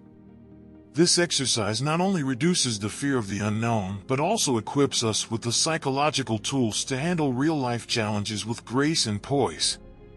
The ultimate goal of finding strength in adversity is to cultivate an unshakable inner fortress, a state of mind that remains steadfast and resilient regardless of external circumstances. This inner strength is not about denying the reality of pain or suffering, but about developing the capacity to endure and transcend it. Stoicism teaches that true resilience lies in our ability to maintain inner peace and purpose, even in the face of life's inevitable storms. By embracing adversity as a vital component of the human experience, we can transform rejection and other challenges into opportunities for profound personal growth. This Stoic approach empowers us to face life's trials with courage and resilience, knowing that each difficulty encountered strengthens our mind and spirit, ultimately leading us towards a more fulfilled and resilient existence. Lesson 14. Embrace the present moment. Seneca advised, "True happiness is to enjoy the present, without anxious dependence upon the future." This profound wisdom captures the essence of Stoic philosophy, which emphasizes the importance of living in the present moment. For the Stoics, the present is the only time we truly possess, and embracing it fully is key to achieving inner peace and contentment. Stoicism teaches that time is divided into three parts: the past, the present, and the future. The past is unchangeable and should be accepted without regret. The future is uncertain and beyond our control. The present, however, is where we have agency and power. By focusing our attention on the present moment, we can live more fully and authentically, free from the burdens of past mistakes and future anxieties. The Stoics believe that much of human suffering stems from our preoccupation with the past and the future. Regret over past actions and fear of future events can dominate our thoughts, pulling us away from the richness of the present. This constant mental tug-of-war creates stress and dissatisfaction. Stoicism encourages us to break free from this cycle by grounding ourselves in the present moment, where we can find clarity, purpose, and tranquility. Embracing the present moment aligns closely with the practice of mindfulness, which involves being fully aware and engaged in the here and now. For Stoics, mindfulness is not merely a relaxation technique but a disciplined way of living. It requires a conscious effort to observe our thoughts and emotions without becoming entangled in them. By practicing mindfulness, we cultivate a deeper awareness of our immediate experiences, allowing us to respond to life's challenges with greater wisdom and composure. The Stoic philosopher Epictetus emphasized the importance of focusing on our current actions and duties. He taught that by attending to what is within our control, our thoughts, actions, and attitudes, we can maintain a sense of purpose and direction. This focus on the present enables us to perform our tasks with greater attention and care, enhancing our effectiveness and satisfaction in whatever we do. One of the greatest benefits of embracing the present moment is freedom from anxiety. The future is inherently uncertain, and our attempts to predict or control it often lead to unnecessary worry. By concentrating on the present, we can release ourselves from the tyranny of hypothetical scenarios and what-ifs that cloud our minds. This does not mean ignoring the future altogether, but rather approaching it with a balanced and prepared mindset, rooted in the reality of the present. Seneca also highlighted the transient nature of life, reminding us that each moment is fleeting and should be cherished. This awareness of life's impermanence can inspire us to live more fully, appreciating the beauty and significance of the present. It encourages us to engage deeply with our experiences, relationships, and activities, knowing that they are precious and finite. By embracing the present moment, we cultivate a sense of inner peace and contentment. This state of being is characterized by acceptance and gratitude for what we have now, rather than yearning for what we lack or fearing what might come. It involves finding joy in the simple, everyday moments and recognizing the inherent value in our current circumstances. Stoicism teaches that true happiness is found not in external possessions or achievements, but in our inner state of mind. When we anchor ourselves in the present, we discover that contentment is not dependent on external conditions, but arises from within. This inner peace is resilient and enduring, providing a stable foundation even amidst the uncertainties of life. In conclusion, embracing the present moment is a cornerstone of Stoic philosophy, offering profound insights into how we can live more meaningful and fulfilling lives. By focusing on the here and now, we free ourselves from the burdens of the past and the anxieties of the future, cultivating a mindset of mindfulness, acceptance, and gratitude. This approach not only enhances our personal well-being but also aligns us with the true nature of existence, where the present moment is all we truly possess. Lesson 15. Align with your core values. Waste no more time arguing what a good man should be. Be one, urged Marcus Aurelius.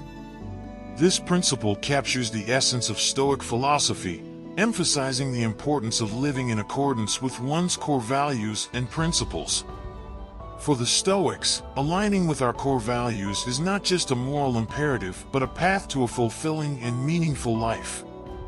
Core values are the fundamental beliefs and principles that guide our actions and decisions. They represent our deepest convictions about what is important and worthwhile in life. In Stoicism, these values are often centered around virtues such as wisdom, courage, justice, and temperance. Living in alignment with these virtues means embodying them in our daily actions and interactions. Stoicism teaches that our core values should serve as the foundation for our lives. When we are clear about our values, we can navigate life's challenges with integrity and purpose. Our values act as a compass, helping us make decisions that are consistent with our true selves, even in the face of external pressures and temptations.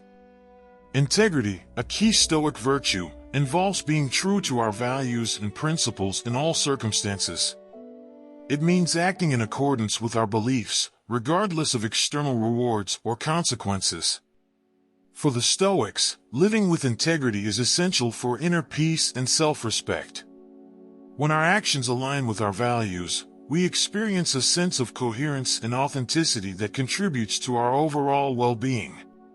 Aligning with our core values also fosters resilience. When we are grounded in our values, we are less likely to be swayed by external opinions or setbacks. Our sense of self-worth becomes intrinsic, rooted in our adherence to our principles rather than in external validation. This inner strength enables us to remain steadfast and composed, even in the face of rejection or adversity. Self-reflection is a crucial practice in aligning with our core values. The Stoics emphasize the importance of regular self-examination to ensure that our actions are consistent with our principles. By reflecting on our daily experiences and choices, we can identify areas where we may have strayed from our values and make the necessary adjustments. This process of self-reflection fosters greater self-awareness and accountability. It helps us recognize the influences and distractions that may lead us away from our values and reinforces our commitment to living authentically. Through continuous self-reflection, we cultivate a deeper understanding of our true selves and strengthen our resolve to live in alignment with our core values. In Stoic philosophy, the ultimate goal of life is to achieve eudaimonia, often translated as flourishing or the highest form of happiness. Eudaimonia is attained by living virtuously and in accordance with reason. By aligning with our core values, we move closer to this ideal state of being. Eudaimonia is not about momentary pleasures or external achievements, but about a sustained sense of fulfillment derived from living a virtuous life. When our actions are guided by our values, we experience a deep and enduring sense of purpose and satisfaction. This inner fulfillment is resilient and enduring, providing a stable foundation for our happiness, regardless of external circumstances. Consistency is a hallmark of living in alignment with our core values. It involves applying our principles consistently across different areas of our lives, from personal relationships to professional endeavors. Consistency ensures that our values are not just abstract ideals but are embodied in our everyday actions. The Stoics believed that a consistent commitment to our values cultivates trust and respect, both within ourselves and in our interactions with others. It creates a sense of harmony and integrity that enhances our relationships and contributes to a more just and compassionate world. In conclusion, aligning with our core values is a fundamental aspect of Stoic philosophy, offering profound insights into how we can live more meaningful and fulfilling lives. By living in accordance with our values, we cultivate integrity, resilience, and a sense of purpose that transcends external circumstances. This alignment not only enhances our personal well-being but also contributes to the greater good, fostering a life of virtue and fulfillment. Lesson number 16. Embrace the impermanence.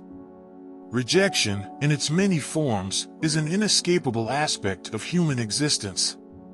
Whether it occurs in the realm of romantic relationships, professional endeavors, or social interactions, rejection is a common experience shared by all. However, how we perceive and respond to rejection can significantly influence our emotional well-being and personal growth. One powerful approach to handling rejection is to embrace its impermanence and understand that it is not a reflection of our inherent worth. This perspective is deeply rooted in the principles of Stoicism, a philosophy that teaches the importance of maintaining inner peace and resilience in the face of life's challenges. Firstly, embracing the impermanence of rejection involves acknowledging that nothing in life is permanent, including the feelings of disappointment and hurt that often accompany rejection.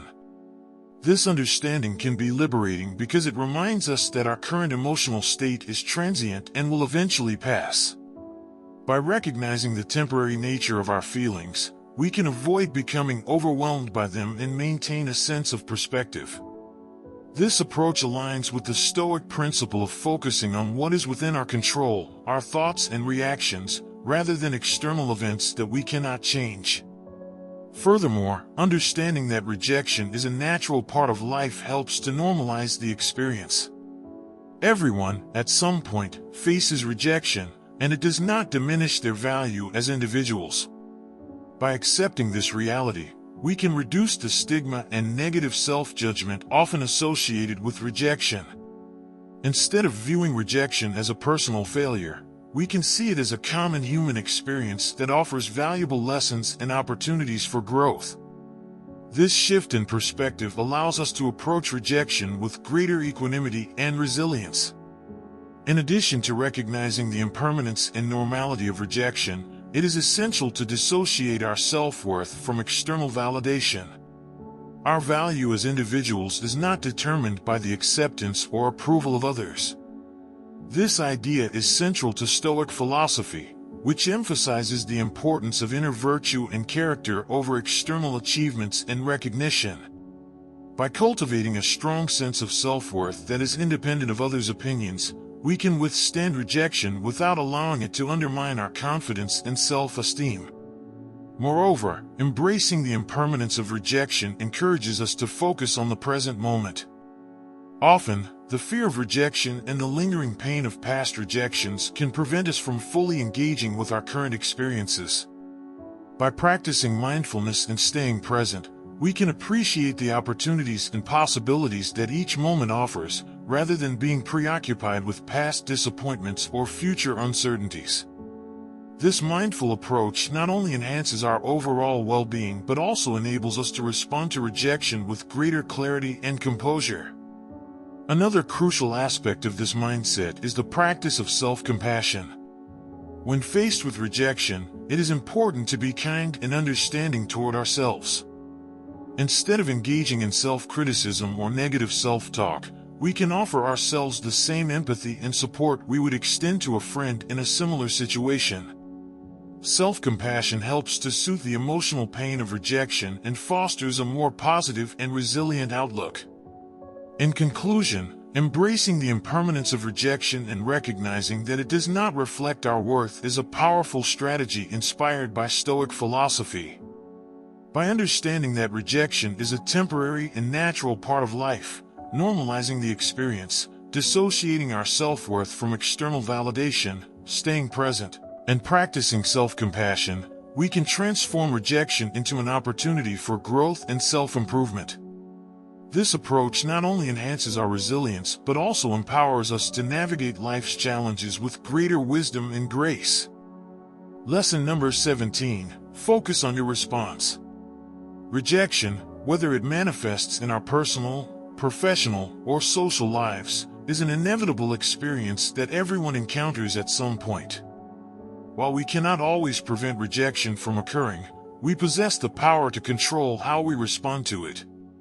This principle of focusing on our response is deeply embedded in Stoic philosophy, which advocates for the cultivation of inner peace and resilience through mindful and intentional reactions to life's challenges. By mastering our response to rejection, we can maintain our emotional equilibrium, foster personal growth, and transform potentially negative experiences into opportunities for development. At the heart of this approach is the Stoic concept of the dichotomy of control. According to this principle, we should distinguish between what is within our control, our thoughts, emotions, and actions, and what lies beyond our control, external events, including others' opinions and actions. By focusing on what we can control, we can prevent ourselves from being unduly affected by external circumstances, including rejection. This mindset empowers us to take ownership of our reactions and cultivate a sense of inner stability, regardless of the external situation. To control our response to rejection, it is crucial to develop emotional awareness and regulation. Emotional awareness involves recognizing and acknowledging our feelings without being overwhelmed by them. When faced with rejection, it is natural to experience a range of emotions, such as disappointment, sadness, or frustration. By becoming aware of these emotions, we can address them constructively rather than allowing them to dictate our actions. Emotional regulation, on the other hand, involves managing our emotions in a healthy and balanced manner. Techniques such as deep breathing, mindfulness meditation, and cognitive reframing can help us regulate our emotional responses and maintain a sense of calm and composure. Another important aspect of controlling our response to rejection is cultivating a growth mindset. A growth mindset, as opposed to a fixed mindset, views challenges and setbacks as opportunities for learning and development.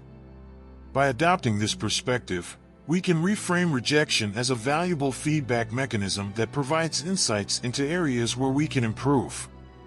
This shift in mindset encourages us to approach rejection with curiosity and a willingness to learn, rather than with fear or defensiveness. As a result, we become more resilient and adaptable, better equipped to handle future rejections and challenges. In addition to emotional regulation and a growth mindset, practicing self-compassion is essential in responding to rejection effectively. Self-compassion involves treating ourselves with kindness and understanding, especially during difficult times. When faced with rejection, it is important to avoid harsh self-criticism and instead offer ourselves the same empathy and support we would extend to a friend. Self-compassion helps to alleviate the emotional sting of rejection and fosters a more positive and resilient outlook. By being gentle with ourselves, we can maintain our inner peace and continue to move forward with confidence. Furthermore, seeking constructive feedback can be a valuable part of our response to rejection. Instead of dwelling on the negative aspects of the experience, we can actively seek out feedback that can help us improve. This proactive approach not only aids in our personal and professional development but also demonstrates a commitment to growth and self-improvement. By viewing rejection as an opportunity for constructive feedback, we can turn a potentially discouraging experience into a stepping stone toward greater success. Lastly, building a support network of friends, family, and mentors can significantly enhance our ability to respond to rejection with resilience. A strong support network provides emotional encouragement, practical advice, and perspective during challenging times. By sharing our experiences and seeking support from others, we can gain valuable insights and feel less isolated in our struggles. This sense of community and connection can bolster our resilience and help us maintain our inner peace in the face of rejection. In conclusion, focusing on our response to rejection and controlling how we react is a powerful strategy for maintaining inner peace and resilience. By distinguishing between what we can and cannot control, developing emotional awareness and regulation, cultivating a growth mindset, practicing self-compassion, seeking constructive feedback, and building a support network, we can transform rejection into an opportunity for growth and personal development. This Stoic-inspired approach empowers us to navigate life's challenges with grace and equanimity, ultimately leading to a more fulfilling and resilient life. Lesson number 18: Seek self-improvement. Rejection is an experience that, while often painful, holds the potential for profound personal growth and self-improvement. By viewing rejection through the lens of Stoic philosophy, we can transform it into a valuable opportunity for reflection and development. This perspective encourages us to approach rejection not as a setback, but as a stepping stone towards greater self-awareness, resilience, and personal excellence. One of the first steps in leveraging rejection for self-improvement is to engage in honest self-reflection. This process involves examining the circumstances that led to the rejection, as well as our own actions and attitudes. By taking a thoughtful and introspective approach, we can gain insights into areas where we may need to develop new skills, adjust our strategies, or change our behaviors. Self-reflection allows us to identify patterns and underlying issues that may contribute to repeated rejections, thereby enabling us to address them more effectively. In addition to self-reflection, setting specific and actionable goals is crucial for turning rejection into an opportunity for growth. Once we have identified areas for improvement, we can create a plan to develop the necessary skills and qualities. This might involve seeking additional training, practicing new techniques, or adopting different approaches to our challenges. By setting clear, attainable goals, we can channel the energy from our disappointment into positive, forward-moving actions. This goal-oriented mindset helps to maintain our motivation and focus, transforming rejection into a catalyst for continuous improvement. Another important aspect of using rejection for self-improvement is cultivating resilience. Resilience is the ability to bounce back from adversity and maintain a positive outlook despite setbacks. Developing resilience involves building mental and emotional strength, which can be achieved through practices such as mindfulness, meditation, and cognitive restructuring. These practices help us to manage stress, regulate our emotions, and maintain a balanced perspective, even in the face of rejection. By fostering resilience, we become better equipped to handle future rejections with grace and composure, ultimately enhancing our overall well-being and personal growth. Moreover, adopting a growth mindset is essential for leveraging rejection for self-improvement. A growth mindset, as defined by psychologist Carol Dweck, is the belief that our abilities and intelligence can be developed through effort, learning, and perseverance. This mindset contrasts with a fixed mindset, which views abilities as static and unchangeable.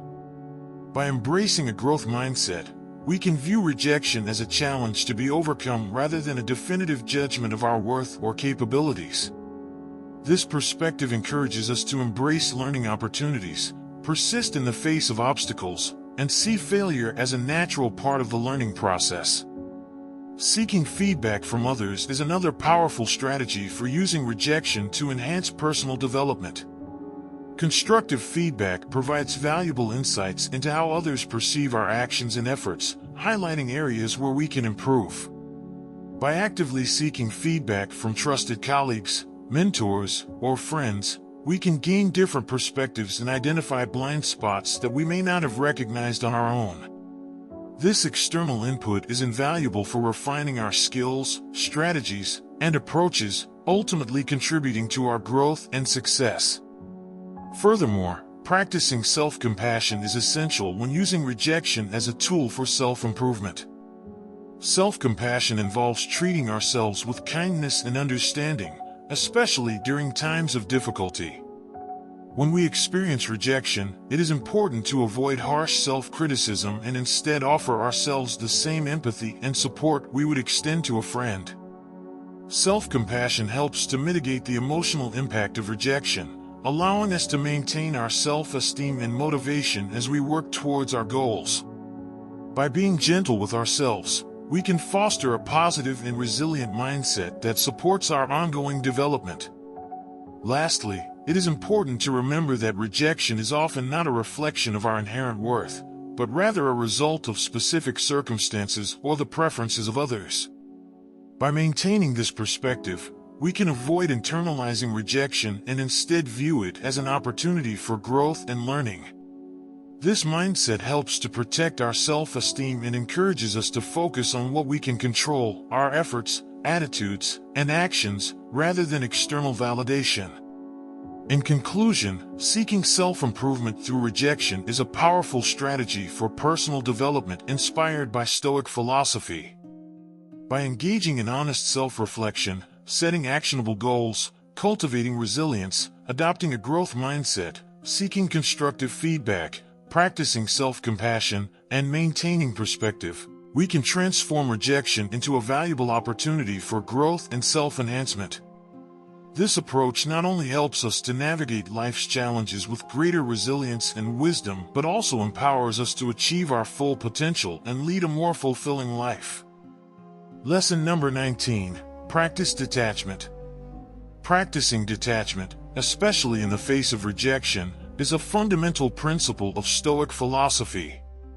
It involves shifting our focus from external outcomes to our own values and actions. By doing so, we can maintain a sense of inner peace and equilibrium, regardless of the external circumstances. Detachment does not mean indifference or lack of ambition. Rather, it means developing a balanced perspective that allows us to pursue our goals without being overly affected by the results. The Stoic concept of detachment is closely tied to the dichotomy of control, which emphasizes the importance of distinguishing between what is within our control and what is not. Our actions, thoughts, and efforts are within our control, while external outcomes, including others' reactions and decisions, are not. By focusing on what we can control, we can free ourselves from the anxiety and disappointment that often accompany rejection. This shift in focus allows us to act with integrity and purpose, guided by our values rather than the desire for specific outcomes. To practice detachment effectively, it is essential to cultivate a mindset that prioritizes process over results. This means valuing the effort and intention behind our actions more than the external validation or success they may bring. When we focus on doing our best and acting in accordance with our principles, we can take pride in our efforts regardless of the outcome. This process-oriented mindset fosters resilience and perseverance, enabling us to continue striving towards our goals even in the face of setbacks and rejection. Another key aspect of practicing detachment is developing an internal locus of control. This psychological concept refers to the belief that we have control over our own lives and the ability to influence our circumstances through our actions. An internal locus of control contrasts with an external locus of control, where individuals believe that external forces or luck determine their fate. By nurturing an internal locus of control, we can reinforce the idea that our value and success are determined by our own efforts and choices, not by external validation or rejection. This perspective empowers us to take responsibility for our actions and to remain committed to our goals, regardless of external outcomes. Mindfulness and meditation are powerful tools for cultivating detachment. These practices help us to become more aware of our thoughts and emotions, allowing us to observe them without becoming attached or reactive. Through mindfulness, we can develop the ability to remain present and centered, even in challenging situations. This heightened awareness enables us to respond to rejection with greater calm and clarity, rather than being overwhelmed by negative emotions. Meditation, in particular, can help us to cultivate a sense of inner peace and equanimity, reinforcing our ability to detach from external outcomes and focus on our values and actions. Additionally, practicing gratitude can enhance our ability to detach from outcomes. By regularly reflecting on the positive aspects of our lives and appreciating what we have, we can shift our focus from what we lack or have lost to what we value and cherish. Gratitude helps to counterbalance the disappointment of rejection, reminding us of the abundance and opportunities that exist in our lives. This positive perspective can strengthen our resilience and support our commitment to living in accordance with our values. Furthermore, it is important to recognize that detachment does not mean abandoning our goals or aspirations. Instead, it involves pursuing them with a sense of balance and perspective. We can set ambitious goals and work diligently towards them, while also accepting that the final outcome may be beyond our control. This balanced approach allows us to remain motivated and engaged, without becoming overly attached to specific results. By focusing on our efforts and maintaining a sense of detachment, we can navigate the journey towards our goals with greater flexibility and adaptability. Lastly, practicing detachment involves embracing the idea of impermanence. In the grand scheme of things, successes and failures, acceptance and rejection, are all transient experiences. By recognizing the temporary nature of these events, we can avoid becoming overly fixated on them. This understanding encourages us to live in the present moment and to appreciate each experience as a valuable part of our personal growth. Embracing impermanence helps us to maintain a sense of perspective and balance, allowing us to respond to rejection with grace and composure. In conclusion, practicing detachment by avoiding excessive attachment to outcomes and focusing on our values and actions is a powerful strategy inspired by Stoic philosophy. By cultivating a process-oriented mindset, developing an internal locus of control, practicing mindfulness and gratitude, maintaining balance in our pursuits, and embracing impermanence, we can transform our relationship with rejection. This approach enables us to maintain inner peace and resilience, empowering us to navigate life's challenges with wisdom and equanimity. Lesson 20. Maintain perspective. Maintaining perspective in the face of rejection is a powerful strategy rooted in Stoic philosophy, which emphasizes the importance of rational thinking and emotional resilience. By understanding that rejection is often not a personal indictment, but rather a result of numerous external factors, we can mitigate its emotional impact and foster a healthier, more balanced outlook. One of the first steps in maintaining perspective is recognizing the complexity of human interactions and decisions. Rejection often stems from a variety of factors beyond our control, such as differing opinions, personal preferences, situational circumstances, and the subjective nature of individual choices. By appreciating this complexity, we can avoid internalizing rejection as a reflection of our worth or abilities. Instead, we can view it as a natural part of life, influenced by an array of elements that do not necessarily pertain to our inherent value. Another crucial aspect of maintaining perspective is to avoid overgeneralizing. When faced with rejection, it is common to fall into the trap of thinking that it defines our entire self-worth or future prospects. This cognitive distortion can lead to unnecessary despair and a sense of helplessness. By challenging such overgeneralizations and reminding ourselves that one instance of rejection does not determine our overall potential or value, we can maintain a more balanced and constructive viewpoint. This rational approach aligns with the Stoic practice of using logic and reason to navigate emotional challenges. Cultivating a sense of gratitude is another effective strategy for maintaining perspective. By regularly reflecting on and appreciating the positive aspects of our lives, we can counterbalance the negative emotions associated with rejection. Gratitude helps us focus on what we have rather than what we lack, fostering a sense of contentment and resilience. This practice can shift our attention from the immediate disappointment of rejection to the broader context of our overall well-being and achievements, thereby reducing its emotional impact. Furthermore, it is beneficial to adopt a long-term perspective when dealing with rejection. In the moment, rejection can feel overwhelming and final, But it is important to remember that life is a continuous journey with many opportunities for growth and success. By viewing rejection as a temporary setback rather than a permanent failure, we can maintain our motivation and optimism. This long-term perspective encourages us to see each rejection as a learning experience that contributes to our overall development and prepares us for future opportunities. Engaging in self-compassion is another key element in maintaining perspective. When we experience rejection, it is essential to treat ourselves with kindness and understanding rather than harsh self-criticism. Self-compassion involves recognizing that everyone faces rejection and setbacks, and it is a normal part of the human experience.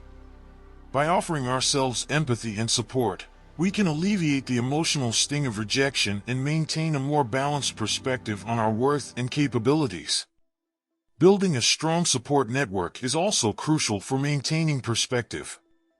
Friends, family, and mentors can provide valuable insights, encouragement, and reassurance when we face rejection. Sharing our experiences with trusted individuals can help us gain different viewpoints and understand that rejection is a common experience. This sense of community and support can help us maintain our emotional equilibrium and reinforce the idea that rejection does not define our value. Moreover, engaging in reflective practices such as journaling or meditation can help us process rejection and maintain perspective. Journaling allows us to articulate our thoughts and emotions, providing a space to explore our feelings and gain clarity. Meditation, on the other hand, helps us cultivate mindfulness and present moment awareness, enabling us to observe our thoughts without becoming overly attached to them. These practices can foster a sense of inner calm and resilience, helping us to navigate rejection with greater ease and perspective. Lastly, it is important to recognize the role of resilience in maintaining perspective. Resilience is the ability to adapt and bounce back from adversity, and it is a skill that can be developed over time.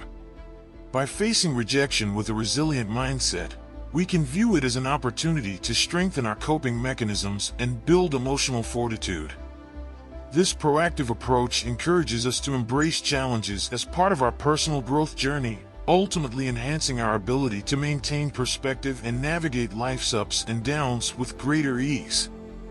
In conclusion, maintaining perspective in the face of rejection involves understanding that rejection is often not personal and adopting a broader viewpoint to reduce its emotional impact. By recognizing the complexity of factors influencing rejection, avoiding overgeneralization, cultivating gratitude, adopting a long-term perspective, practicing self-compassion, building a support network, engaging in reflective practices, and fostering resilience, we can develop a balanced and resilient approach to handling rejection. This Stoic-inspired strategy empowers us to maintain our emotional well-being and continue pursuing our goals with confidence and determination. In the last section, we will share some important lessons to deal with disrespect in the modern world. Lesson number 1, remain calm. So, you're in a situation where someone's being downright disrespectful. Maybe it's a snide remark at work, a rude gesture in traffic, or even a dismissive attitude from someone close to you. Your first instinct might be to snap back or let your emotions take over. But, let me tell you, there's a better way, a more stoic way, to handle it. Stay calm. I know, it's easier said than done. But hear me out. When you remain calm in the face of disrespect, you're not just taking the high road, you're taking control. Imagine yourself as a rock in the middle of a raging river. The water crashes and swirls around you, but you stand firm, unyielding. That's the kind of calm we're aiming for here. Think about it. When you react with anger or frustration, you're giving away your power. You're letting the other person dictate your emotional state. But when you stay calm, you're showing that their words or actions don't control you. You're the master of your own mind. Here's a little trick. Next time someone disrespects you, take a deep breath. Literally, breathe in deeply and count to 5. Then, breathe out slowly. This simple act can do wonders in grounding you. It gives you a moment to pause, to decide how you want to respond instead of just reacting impulsively. Plus, it shows the other person that you're not rattled by their behavior. Now, let's get a bit cheeky with it. Imagine the disrespect as a tiny, annoying mosquito. It's buzzing around, trying to get a rise out of you. Swatting at it frantically won't do much good. Instead, what if you just watched it, amused by its futile attempts to bother you? That's the level of calm we're talking about. Of course, staying calm doesn't mean being a doormat. It's about choosing your battles and responding with dignity. A calm demeanor can be incredibly disarming. Picture this: someone hurls an insult at you, expecting you to blow up. Instead, you respond with a measured, thoughtful reply. They might not know what hit them. Your calmness can actually throw them off their game, making them rethink their approach. Another thing to consider is the long game. When you stay calm in the face of disrespect, you're building a reputation. People will start to see you as someone who's unflappable, someone who can handle tough situations with grace. It's a quality that will earn you respect in the long run, even from those who might have been disrespectful at first. And let's not forget the health benefits. Stress and anger can take a serious toll on your body: increased heart rate, high blood pressure, you name it. Staying calm isn't just good for your mind, it's good for your health too. Now, I won't lie. There will be times when staying calm feels like the hardest thing in the world. Maybe someone hits a particularly sensitive nerve or catches you on a bad day. That's okay. Remember, it's a practice. You won't get it perfect every time, and that's fine. The key is to keep trying, to keep working on that inner calm. So, next time you find yourself on the receiving end of disrespect, channel your inner rock. Take that deep breath, let the storm rage around you, and stand firm. You've got this. And if all else fails, just remember, the mosquito is only as powerful as you let it be. Swat it away with your calm and carry on. Lesson number 2, consider the source. Considering the source means evaluating who's speaking and why they might be saying what they're saying. This isn't about dismissing everyone's opinion, but rather understanding the context behind their words. Is this person someone whose opinion you genuinely respect, or are they known for being critical and negative? Are they having a bad day, or is this just part of their personality? Imagine a friend who's usually kind and supportive suddenly snaps at you. Instead of taking it personally, you might think, they must be going through something. On the flip side, if it's someone who constantly puts others down, their comment loses its sting. Recognizing the difference can save you a lot of emotional energy. Let's add some layers to this. Think about their motivations. Often, people project their insecurities onto others. That coworker who's always nitpicking your work? They might feel inadequate and are trying to elevate themselves by bringing you down. Understanding this doesn't excuse their behavior, but it helps you see that their criticism is more about them than about you. Now, let's talk about how to actually apply this in the heat of the moment. When someone disrespects you, pause. Take a deep breath and ask yourself a few questions. Who is this person? What do I know about them? Why might they be saying this? This mental checklist can give you clarity. It's like shining a flashlight on their words, revealing the cracks and flaws in their comments. Sometimes, you'll realize that the person doesn't have the expertise or insight to judge you accurately. Imagine a stranger on the internet criticizing your life choices. Do they know your journey, your struggles, your dreams? Nope. Their words carry as much weight as a feather in a storm. Let it blow away. But considering the source also means acknowledging valid criticism. If someone you respect gives you tough feedback, it might sting, but it's worth paying attention to. They could be offering you a chance to grow. The key is discernment, knowing when to listen and when to let it slide. Another aspect to think about is the medium. A snarky email or a passive-aggressive text might seem harsh, but tone can get lost in digital communication. Before reacting, consider if they might have meant it differently. If in doubt, seek clarification. Hey, I got your message, and it seemed a bit off. Did I misunderstand something? Now, let's not forget our old pal, empathy. Trying to see things from the other person's perspective can be incredibly powerful. Maybe they're under a lot of pressure or dealing with their own personal issues. Empathy doesn't mean you accept their bad behavior, but it can help you respond with more grace and less anger. At the end of the day, considering the source is about maintaining your equilibrium. It's about not letting every negative comment knock you off balance. It's a way to protect your peace of mind and stay focused on what truly matters, your own values and goals. So, the next time someone disrespects you, channel your inner detective. Analyze the situation, understand the context, and decide how much weight their words really deserve. Remember, you have the power to choose your response. Don't let anyone steal your serenity with their careless comments. Stay grounded, stay true to yourself, and let the rest roll off your back. Before we move on to the next lesson, I would highly appreciate it if you can subscribe. Doing so will really help us to spread the valuable lessons of Stoicism to a wider audience. Now let's move on. Lesson number 3, set clear boundaries. Now, let's dive into one of the most crucial Stoic lessons for handling disrespect, setting clear boundaries. Now, I know what you're thinking, boundaries? Isn't that a bit harsh? But trust me, it's not about building walls around yourself. It's about creating healthy, respectful relationships where everyone knows where they stand.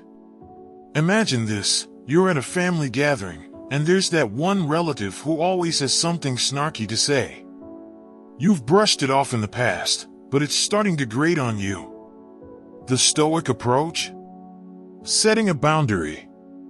This doesn't mean you have to confront them aggressively or make a scene.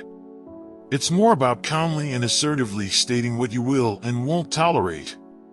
Think of it like marking the limits of your personal space. Setting boundaries can feel awkward at first, especially if you're not used to it. But here's the thing, people often test limits, consciously or unconsciously. When you're clear about what you accept, it makes it easier for others to respect you. It's like teaching someone the rules of a game.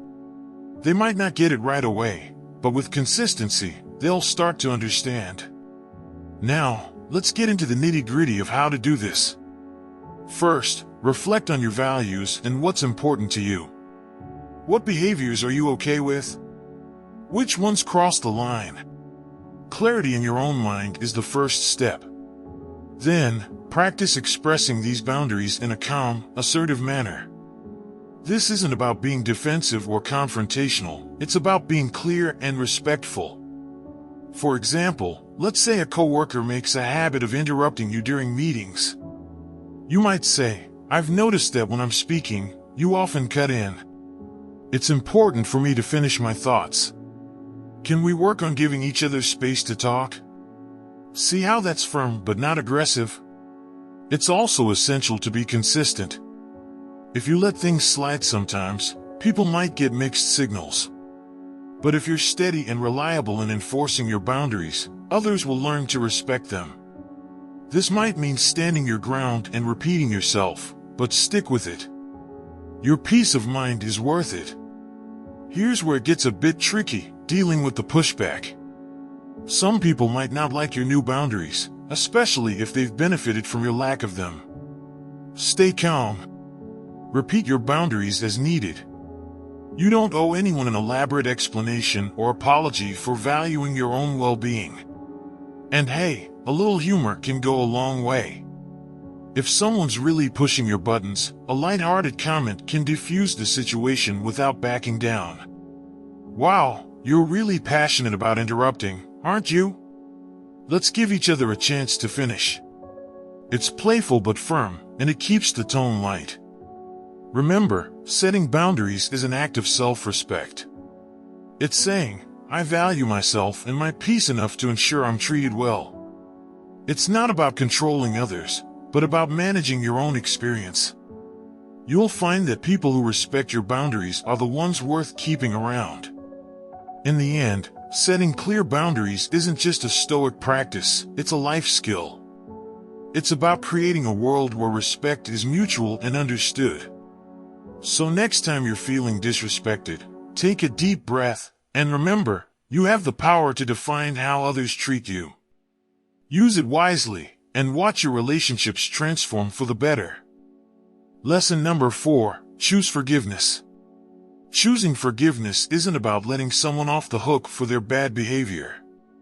It's about freeing yourself from the toxic weight of anger and resentment. Imagine carrying a heavy backpack full of rocks everywhere you go. Each rock represents a grudge or an unresolved hurt. Over time, that weight drags you down, saps your energy, and clouds your mind. Forgiveness is like taking those rocks out of your backpack and setting them down. It's liberating. Now, once again you might think, easier said than done. And you're right. Forgiving someone who's disrespected you can feel like trying to climb a mountain barefoot. But here's where Stoicism comes in. Stoicism teaches us to focus on what we can control, our own thoughts and actions, and to let go of what we can't, like other people's behavior. Start by putting yourself in the other person's shoes. Maybe that colleague who snapped at you is dealing with a ton of stress at home. Perhaps that family member who criticized you is struggling with their own insecurities. This perspective doesn't excuse their actions, but it helps you understand that their disrespect often has more to do with them than with you. Next, practice self-reflection. Ask yourself why their words hit a nerve. Is it because deep down, you fear there's some truth to what they said? Or is it because you value their opinion more than you should? This introspection can be eye-opening. It reveals your own vulnerabilities and gives you a chance to address them. Forgiveness is a choice, not a feeling. You don't have to feel all warm and fuzzy toward the person who wronged you. Instead, choose to let go of the bitterness. You might say to yourself, I forgive them for my own peace of mind. It's a decision to prioritize your well-being over the desire for revenge or validation. But don't expect instant results. Forgiveness is a process. Some days, you'll feel like you've moved on, and other days, the hurt might resurface. That's okay. Keep reminding yourself of the benefits of forgiveness, mental clarity, emotional freedom, and inner peace. It's like training a muscle. The more you practice, the stronger you get. Also, consider expressing your forgiveness. This doesn't mean you have to confront the person directly. You can write a letter you never send or say it out loud to yourself. The act of articulating your forgiveness can be incredibly cathartic. It solidifies your decision and helps you move forward. And remember, forgiveness doesn't mean forgetting. It's about learning and growing. If someone disrespects you repeatedly, forgiveness doesn't mean you keep putting yourself in their line of fire. Set boundaries to protect yourself while maintaining a forgiving heart. In the grand scheme of things, holding on to anger is like drinking poison and expecting the other person to suffer.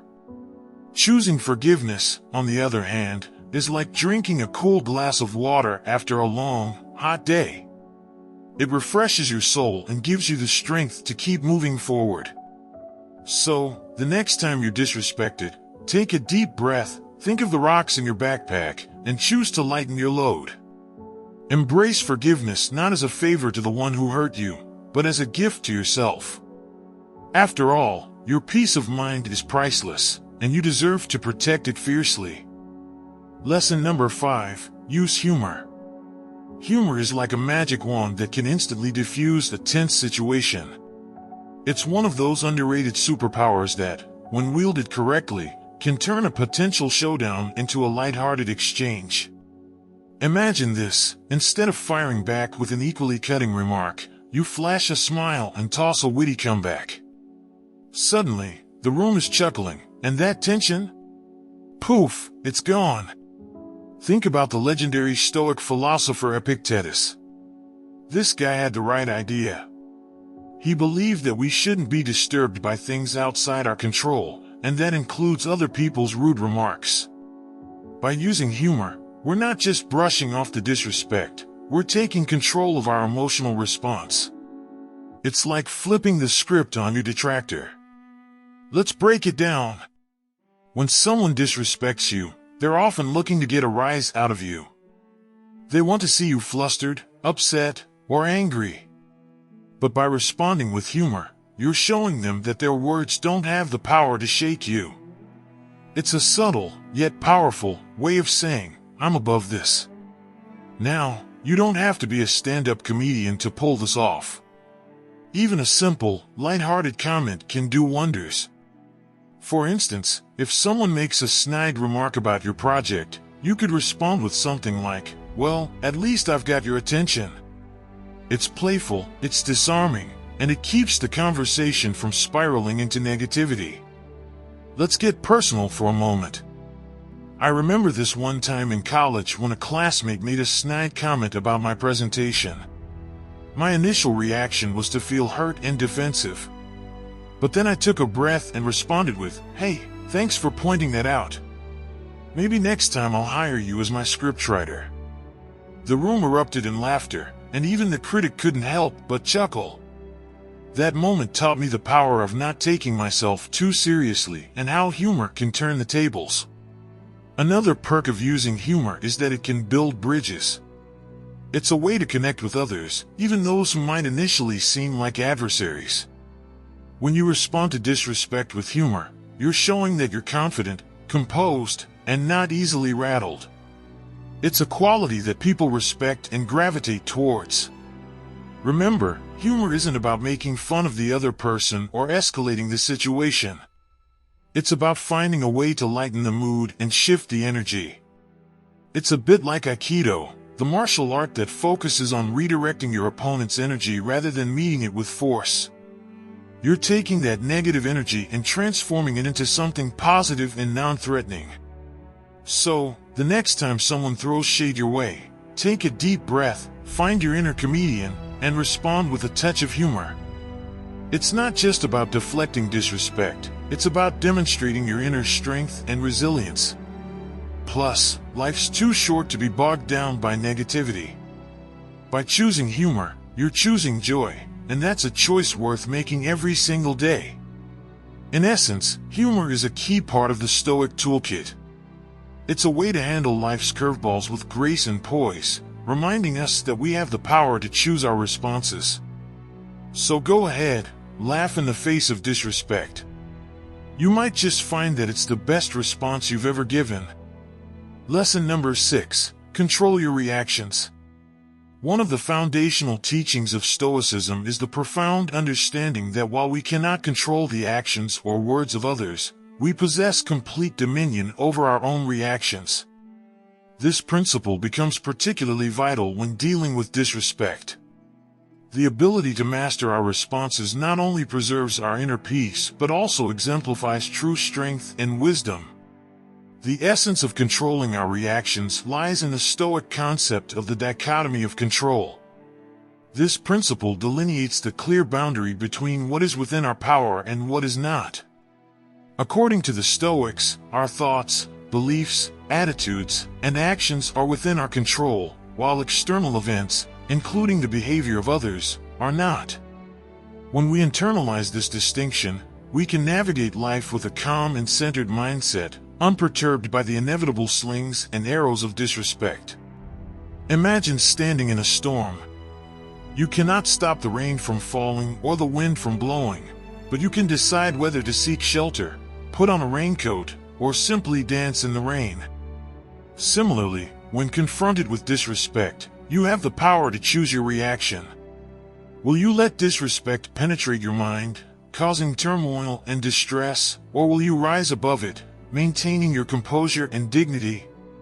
Controlling our reactions requires self-awareness and mindfulness.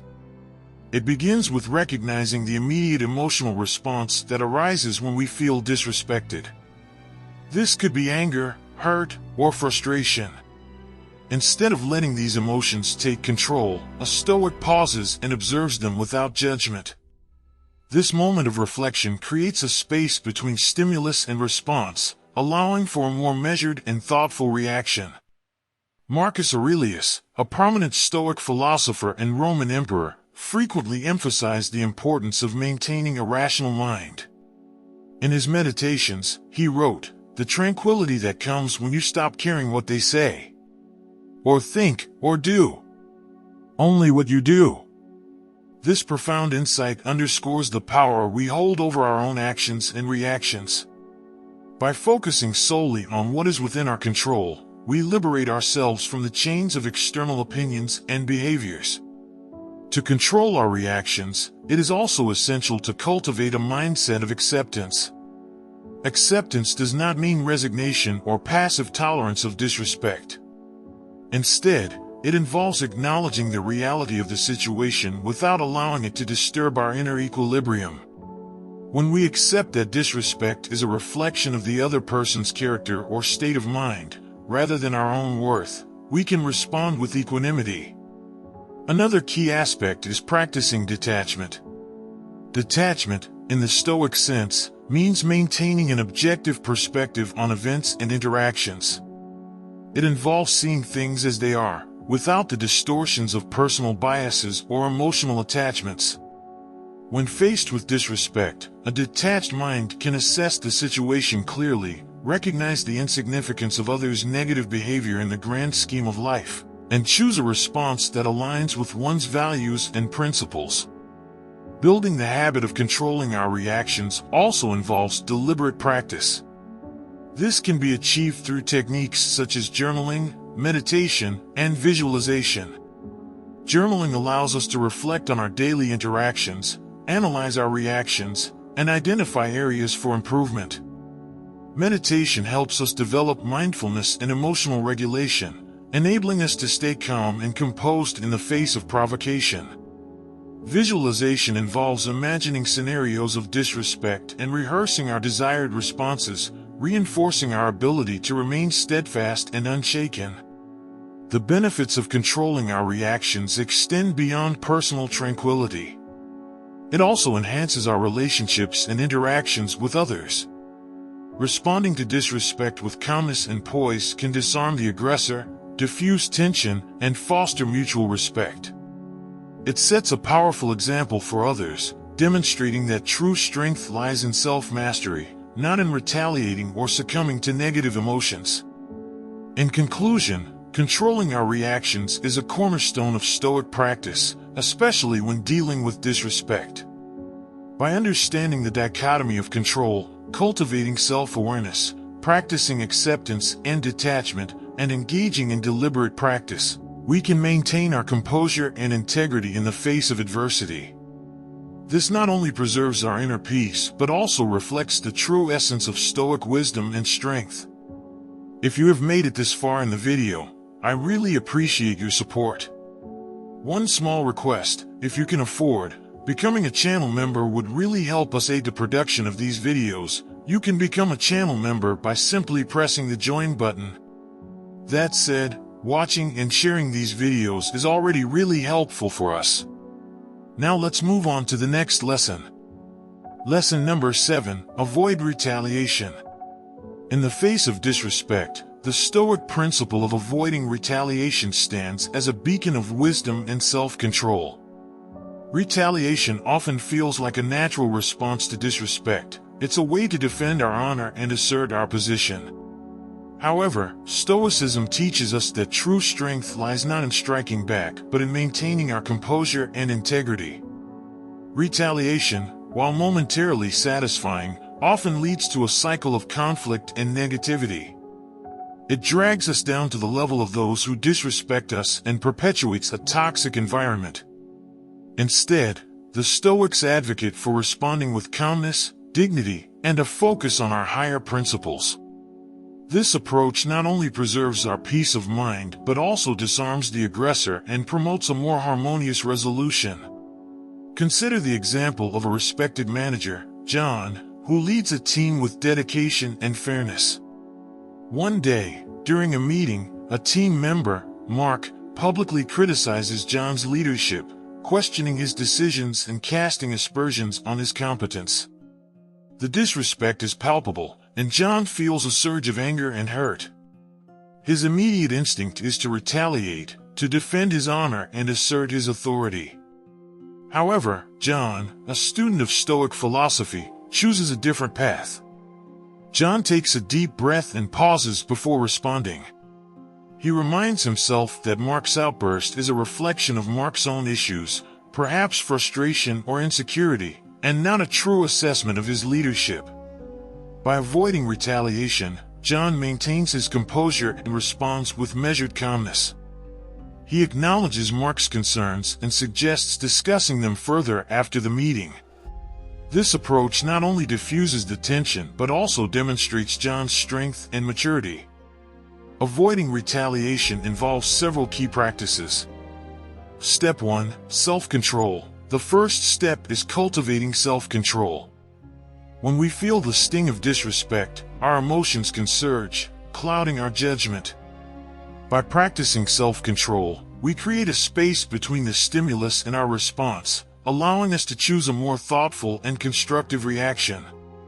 Step 2. Perspective taking. Understanding that disrespect often stems from the other person's issues helps us detach emotionally. This perspective taking fosters empathy and reduces the urge to retaliate. We can see the disrespectful behavior as a symptom of their struggles rather than a direct attack on us. Step 3. Prioritize your values. Anchoring ourselves in our values and principles is crucial. By focusing on what truly matters, integrity, kindness, and wisdom, we ensure that our actions align with our higher ideals. This focus on values guides us away from retaliatory impulses and towards more virtuous responses. Step 4. Long-term thinking. Retaliation might provide immediate gratification, but it often leads to long-term consequences that are detrimental to our relationships and reputation. By considering the long-term impact of our actions, we can make decisions that promote harmony and respect rather than conflict and discord. Step 5. Modeling behavior. By avoiding retaliation, we set a powerful example for others. Our behavior can influence those around us, encouraging them to adopt more respectful and constructive ways of dealing with conflict. This modeling effect can create a positive ripple throughout our social and professional circles. Returning to John's example, his decision to avoid retaliation had a profound impact. After the meeting, he sat down with Mark in a private setting. He listened to Mark's concerns, validated his feelings, and provided clarity on the decisions that were questioned. This open and respectful dialogue not only resolved the immediate conflict but also strengthened their working relationship. Mark felt heard and respected, and John demonstrated his leadership through patience and understanding. This approach contrasts sharply with what might have happened had John retaliated. An angry retort in the meeting could have escalated the conflict, divided the team, and undermined John's authority. Instead, by avoiding retaliation, John maintained his dignity, fostered respect, and promoted a culture of open communication and mutual understanding. In addition to fostering better relationships, avoiding retaliation also preserves our inner peace. When we engage in retaliatory actions, we often carry the emotional baggage of conflict and resentment. This internal turmoil can disrupt our mental and emotional well-being. By choosing a path of calmness and understanding, we free ourselves from these burdens and maintain our tranquility. Moreover, avoiding retaliation aligns with the Stoic principle of focusing on what we can control. We cannot control how others treat us, but we can control our reactions. By exercising this control, we demonstrate true strength and resilience. This practice of self-mastery not only enhances our personal growth, but also reflects the essence of Stoic wisdom. In conclusion, avoiding retaliation is a powerful Stoic lesson that emphasizes self-control, empathy, and long-term thinking. By refraining from striking back when disrespected, we maintain our integrity and peace of mind, foster better relationships, and set a positive example for others. This approach transforms potential conflicts into opportunities for growth and understanding, embodying the true spirit of Stoic philosophy. Lesson number 8. Focus on virtue. In the face of disrespect, a steadfast commitment to virtue stands as a beacon of Stoic philosophy. Virtue, in the Stoic sense, refers to the highest good and encompasses wisdom, courage, justice, and temperance. These cardinal virtues serve as the foundation upon which a Stoic builds their character and navigates life's challenges, including the disrespect and negativity from others. When we focus on virtue, we anchor ourselves in principles that transcend the ephemeral and often trivial concerns of everyday interactions. Disrespect, while unpleasant, is ultimately insignificant compared to the enduring value of a virtuous character. By prioritizing virtue, we shift our focus from the external actions of others to our internal moral compass, which guides us toward a life of purpose and integrity. Wisdom, the first of the cardinal virtues, involves discerning what is truly important and understanding the nature of the world.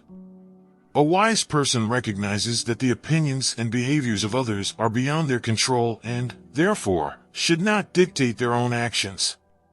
Instead, wisdom encourages us to seek knowledge, understand human nature, and apply rational thinking to our responses. This intellectual clarity allows us to see disrespect for what it is, a fleeting moment that does not define us. Courage, the second virtue, is the strength to face adversity without fear. Disrespect can challenge our sense of self-worth and provoke a defensive reaction.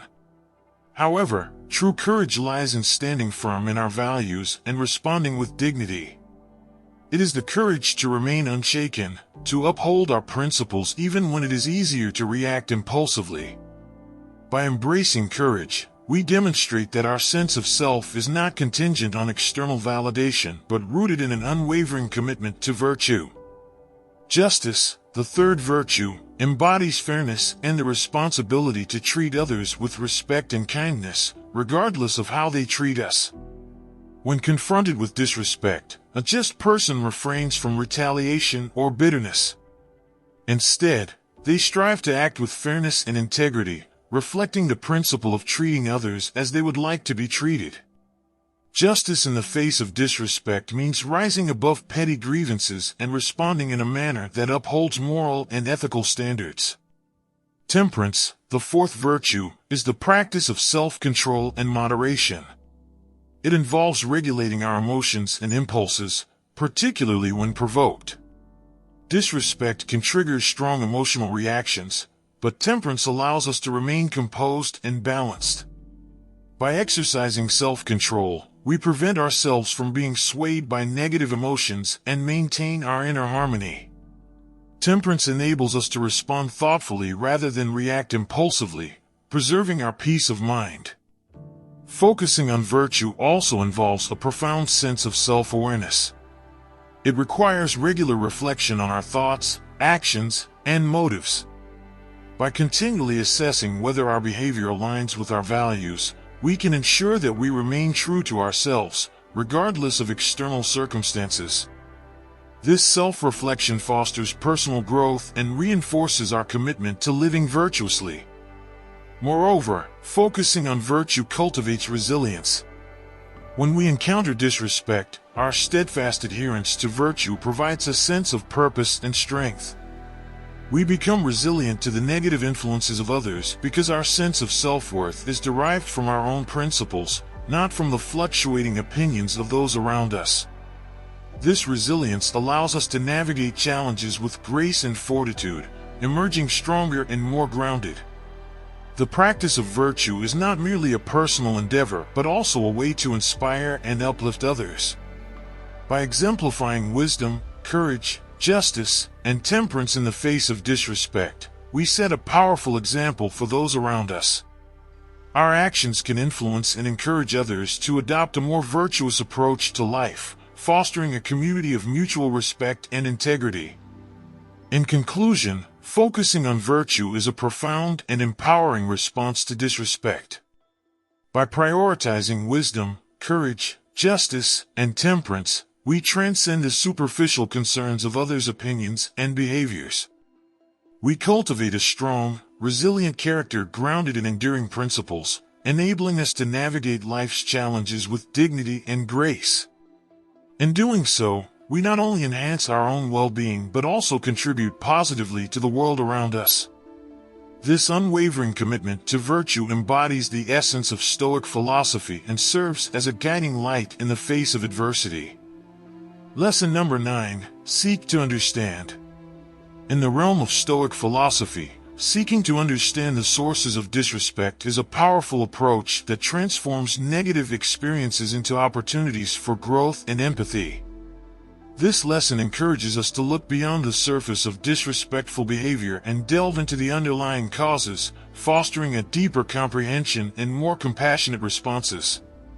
At the heart of seeking to understand is the recognition that every individual carries a complex web of experiences, emotions, and challenges. Disrespectful actions often stem from internal struggles rather than any true reflection of the person being targeted. By seeking to understand, we shift our focus from taking offense to exploring the root causes of such behavior, thereby cultivating empathy and reducing the emotional impact on ourselves. This process begins with active listening and observation. Instead of reacting immediately to disrespect, a Stoic pauses and pays close attention to the context and the person's demeanor. What emotions are they displaying?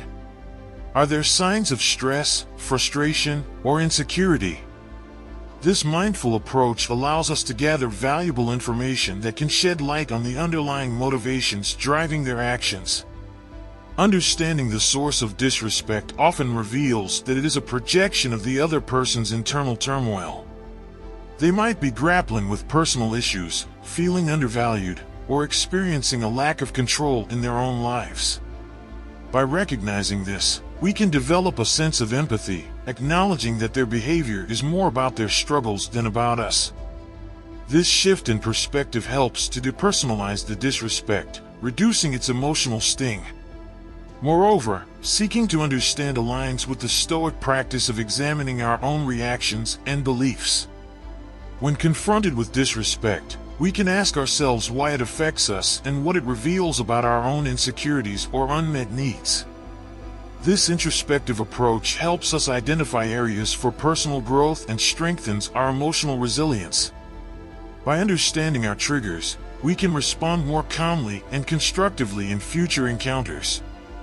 Empathy, a key component of seeking to understand, transforms our interactions. When we approach disrespect with empathy, we create a space for constructive dialogue rather than escalating conflict. Empathy does not mean condoning disrespectful behavior, but it allows us to address it with compassion and a desire for resolution. This approach can diffuse tension and pave the way for mutual understanding and respect. In addition to fostering empathy, seeking to understand encourages us to practice humility. It reminds us that we, too, are fallible and capable of acting disrespectfully under certain circumstances. Recognizing our own imperfections helps us approach others with greater tolerance and patience. This humility fosters a more harmonious environment, as we are less likely to react defensively and more likely to seek peaceful resolutions. Furthermore, seeking to understand can lead to improved relationships and communication. By taking the time to understand the perspectives and challenges of others, we build a foundation of trust and respect. This, in turn, encourages more open and honest interactions, where differences can be discussed constructively rather than leading to conflict. It transforms potentially negative encounters into opportunities for deeper connections and mutual growth. From a broader perspective, seeking to understand aligns with the Stoic principle of living in harmony with nature and society. It promotes a sense of interconnectedness, reminding us that we are all part of a larger human community. By striving to understand others, we contribute to a more compassionate and cohesive society. This aligns with the Stoic ideal of cosmopolitanism, where every individual is seen as a citizen of the world, deserving of empathy and respect. In conclusion, Seeking to understand the sources of disrespect transforms our approach to such encounters, turning potential conflicts into opportunities for empathy, growth, and improved relationships. By looking beyond the surface, we uncover the underlying causes of disrespect and respond with compassion and wisdom. This Stoic lesson not only preserves our inner peace but also fosters a more harmonious and empathetic world. In embracing this practice, we embody the true essence of Stoic philosophy, living with integrity, understanding, and a profound sense of interconnectedness. Lesson number 10. Embrace indifference. Embracing indifference, a core tenet of Stoic philosophy, involves cultivating a mindset where external opinions and actions, particularly those of disrespect, hold no sway over our inner tranquility. This practice, known as apatheia in Stoic terms, encourages us to remain emotionally detached from the judgments and behaviors of others, focusing instead on our own values and actions. At its essence, embracing indifference is about recognizing the distinction between what we can control and what we cannot. We can control our thoughts, decisions, and reactions, but we cannot control how others perceive or treat us. By internalizing this understanding, we liberate ourselves from the unnecessary burden of external validation and criticism, allowing us to maintain our peace of mind regardless of external circumstances. Consider an example. Imagine a dedicated employee, Maria, who consistently delivers high-quality work and goes above and beyond her duties. Despite her efforts, a colleague, Tom, frequently belittles her contributions and spreads negative comments about her. Initially, Maria feels hurt and frustrated by Tom's behavior. However, as she begins to practice Stoic principles, she starts embracing indifference. Maria reminds herself that Tom's opinions and actions are beyond her control. What matters is her own integrity and the quality of her work. She recognizes that Tom's behavior likely stems from his insecurities or personal issues, rather than any true reflection of her abilities. By focusing on what she can control, her response and her commitment to excellence, Maria gradually detaches herself from the emotional impact of Tom's disrespect.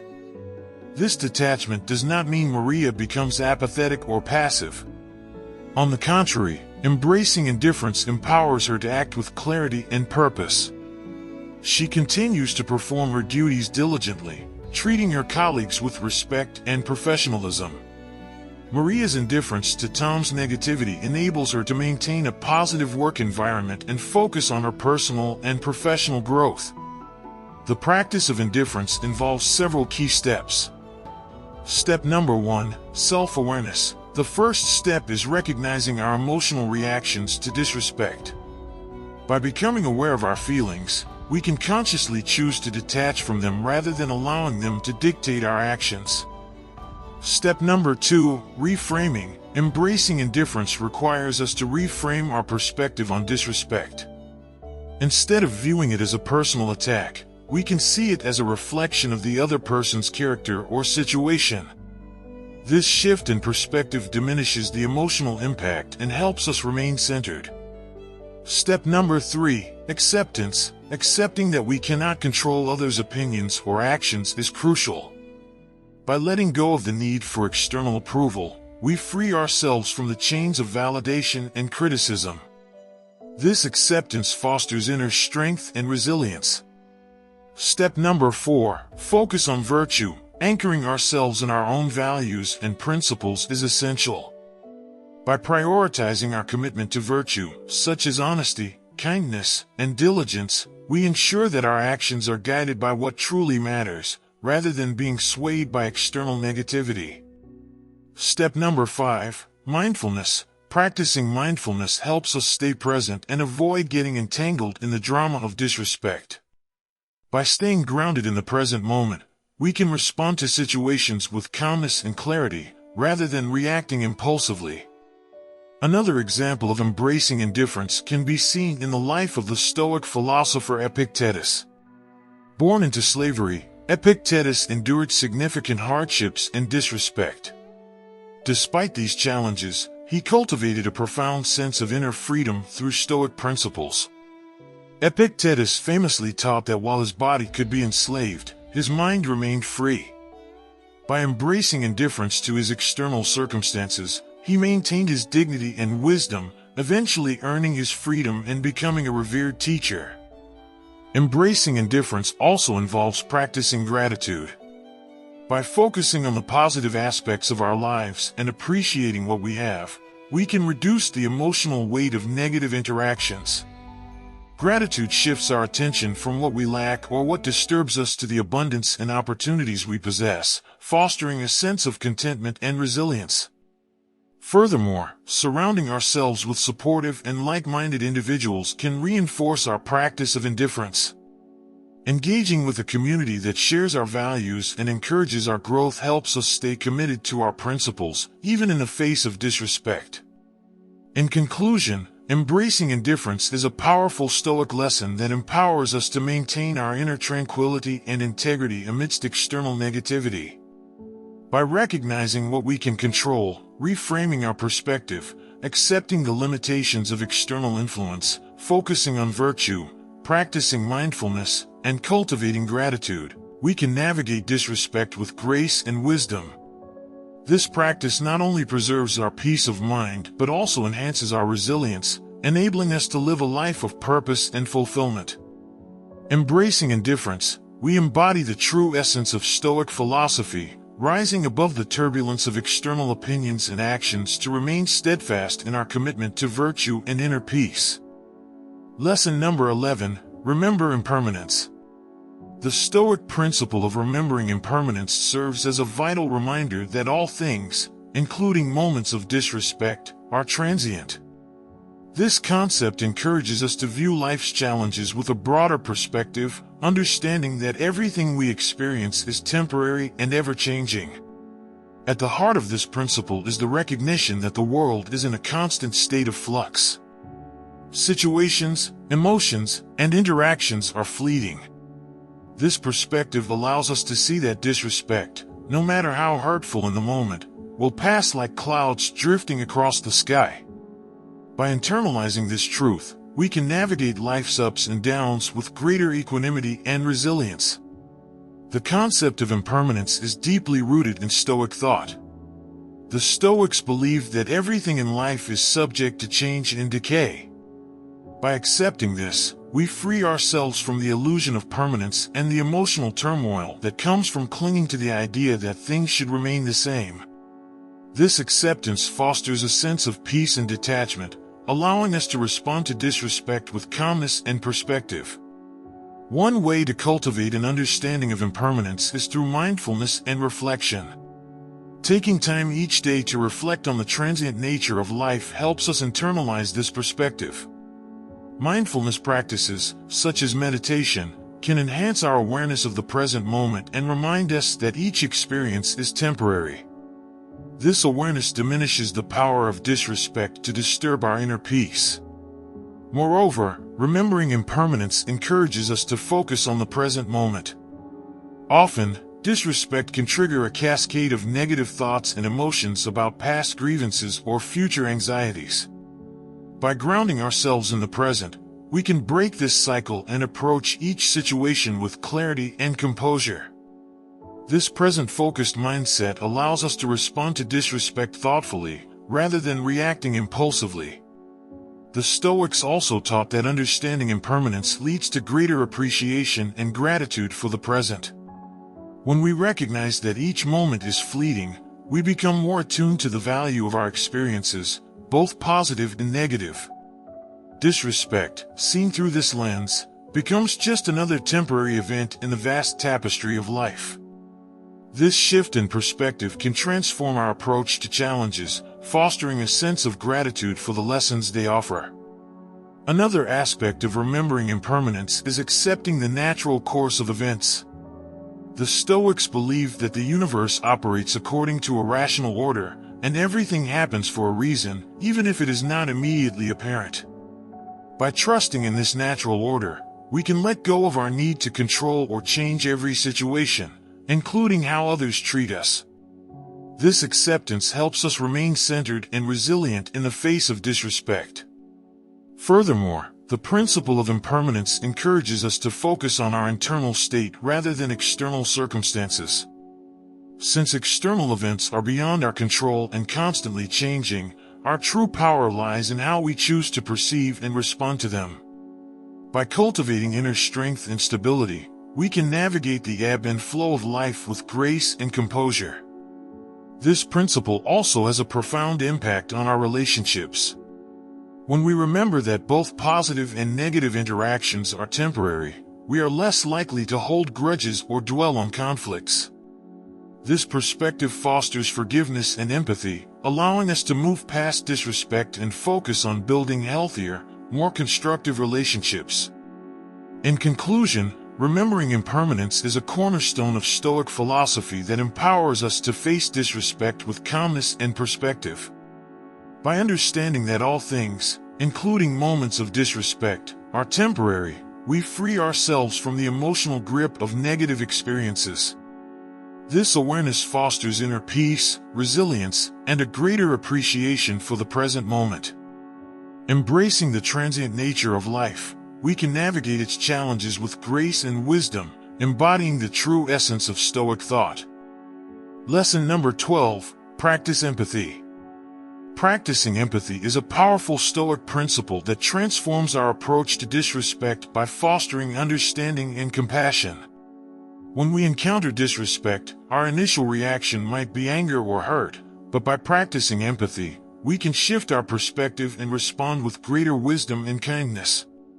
Empathy involves putting ourselves in another person's shoes and attempting to understand their feelings, thoughts, and motivations. It requires us to look beyond our immediate emotional response and consider the broader context of the other person's behavior. This practice aligns with the Stoic belief that everyone is interconnected and that understanding others is key to maintaining harmony and inner peace. To practice empathy effectively, we must first develop self-awareness.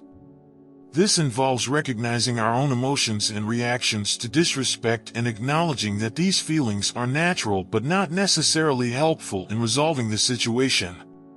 By being aware of our emotional responses, we can create a space between the stimulus, disrespect, and our response, allowing us to choose a more thoughtful and empathetic approach. One key aspect of practicing empathy is active listening. When someone disrespects us, it can be challenging to listen to them with an open mind. However, by actively listening, we can gain insights into their perspective and the underlying reasons for their behavior. This doesn't mean we agree with or condone their actions, but it helps us understand them better. Active listening involves giving the other person our full attention, observing their body language, and acknowledging their feelings without judgment. Another crucial element of empathy is suspending judgment. It's easy to label someone as rude or disrespectful and react accordingly, but Stoic empathy encourages us to withhold such judgments and seek to understand the person behind the behavior. This means considering factors such as their background, experiences, and current circumstances that might be influencing their actions. By doing so, we can develop a more nuanced and compassionate view of the situation. Empathy also involves recognizing that everyone has their struggles and challenges. When someone disrespects us, they might be dealing with personal issues, stress, or insecurities that are affecting their behavior. By acknowledging this, we can respond with compassion rather than anger. This compassionate response not only diffuses tension but also sets a positive example and can even inspire the other person to reflect on their actions. The practice of empathy is deeply connected to the Stoic concept of sympathia, or the interconnectedness of all human beings. Stoics believe that we are all part of a larger whole and that our actions affect others. By practicing empathy, we acknowledge this interconnectedness and strive to act in ways that promote mutual understanding and respect. This perspective encourages us to see others not as adversaries but as fellow human beings with their own struggles and strengths. Empathy can also be cultivated through mindfulness and reflection. Mindfulness practices, such as meditation, help us develop a non-judgmental awareness of our thoughts and emotions, making it easier to approach others with empathy. Reflection, such as journaling about our interactions and considering how we could respond more empathetically in the future, reinforces this practice. Furthermore, empathy is a skill that improves with practice. The more we consciously make an effort to understand others and respond with compassion, the more naturally it will come to us. Over time, practicing empathy becomes a habit that enriches our relationships and enhances our ability to navigate conflicts gracefully. The benefits of practicing empathy extend beyond our personal interactions. Empathy fosters a more compassionate and connected society. When we approach others with understanding and kindness, we contribute to a culture of respect and cooperation. This aligns with the Stoic ideal of living in harmony with others and promoting the common good. In addition to fostering better relationships, empathy enhances our emotional resilience. By understanding the motivations behind disrespect, we are less likely to take it personally and more capable of maintaining our inner peace. This resilience allows us to remain calm and composed in the face of adversity, embodying the Stoic ideal of equanimity. In conclusion, practicing empathy is a transformative Stoic principle that empowers us to respond to disrespect with understanding and compassion. By developing self-awareness, actively listening, suspending judgment, and recognizing our interconnectedness, we can cultivate empathy in our daily lives. This practice not only improves our relationships and enhances our emotional resilience, but also contributes to a more compassionate and harmonious society.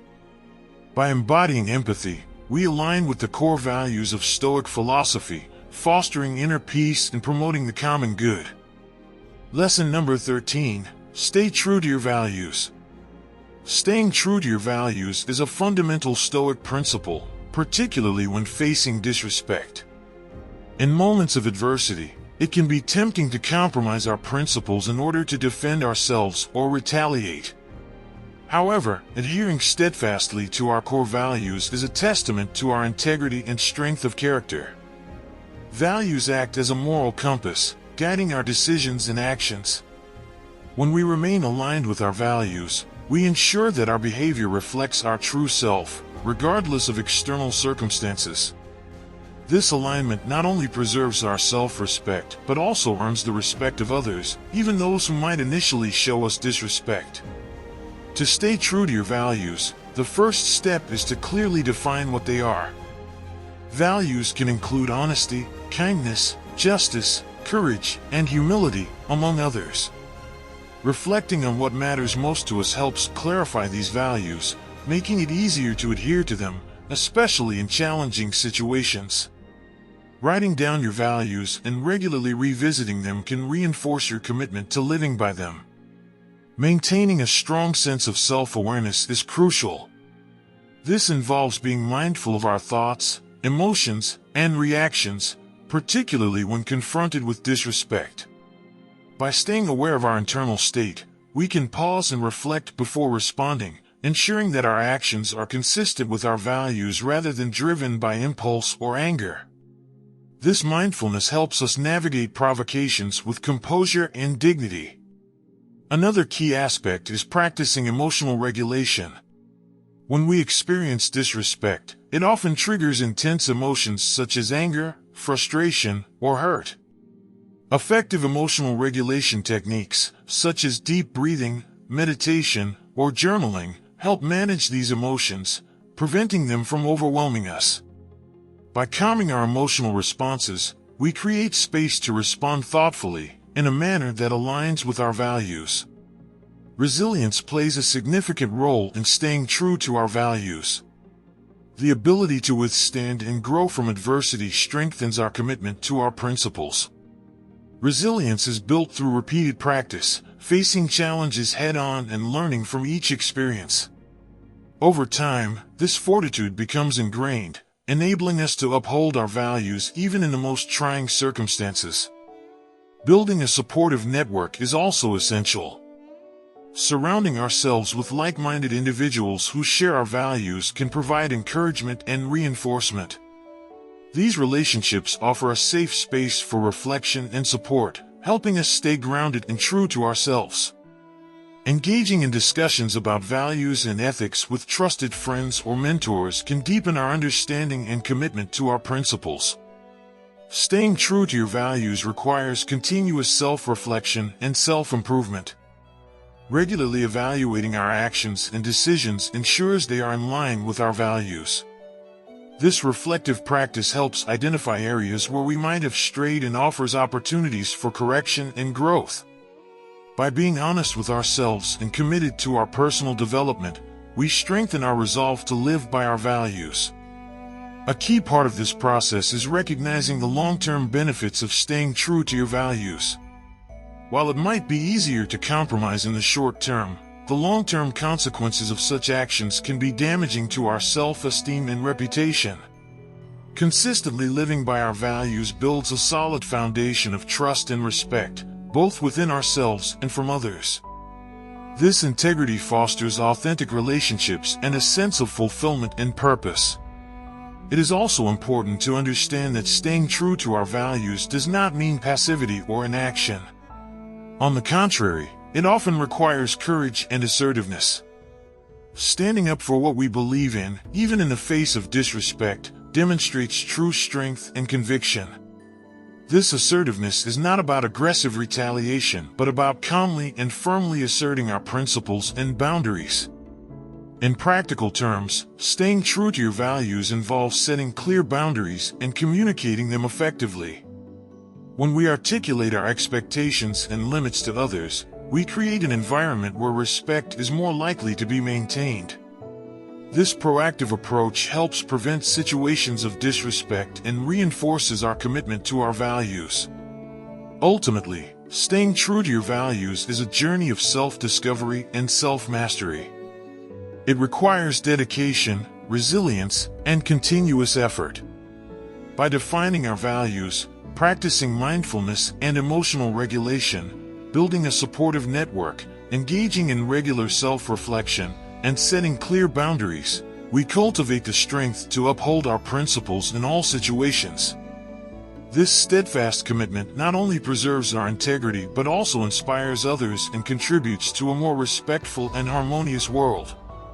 Embracing this Stoic principle, we lead lives of authenticity and purpose, embodying the essence of what it means to live virtuously. Lesson number 14: Mind your own business. The Stoic principle of minding your own business, or living according to nature, emphasizes focusing on your own actions, thoughts, and values, rather than becoming preoccupied with the actions and opinions of others. This practice not only fosters inner peace but also cultivates a life of authenticity and integrity. By directing our attention inward, we can better control our responses to disrespect and other external disturbances, ensuring that we remain true to ourselves and our principles. Central to this principle is the Stoic understanding of the dichotomy of control. According to the Stoics, some things are within our control, such as our thoughts, actions, and attitudes, while others are not, including the behaviors and opinions of others. By focusing on what we can control and letting go of what we cannot, we can avoid unnecessary stress and frustration. This approach helps us to maintain our equilibrium and respond to challenges with calmness and rationality. To mind your own business effectively, begin by cultivating self-awareness. This involves regularly examining your thoughts and actions to ensure they align with your values and principles. Self-awareness allows you to recognize when you are becoming overly concerned with external matters that are beyond your control. By bringing your focus back to your own behavior and mindset, you can maintain a sense of balance and composure. Another important aspect of minding your own business is setting boundaries. Clear boundaries help protect your mental and emotional well-being by preventing others' negativity or disrespect from encroaching on your peace of mind. These boundaries can be both internal and external. Internal boundaries involve setting limits on how much you allow others' opinions to affect you.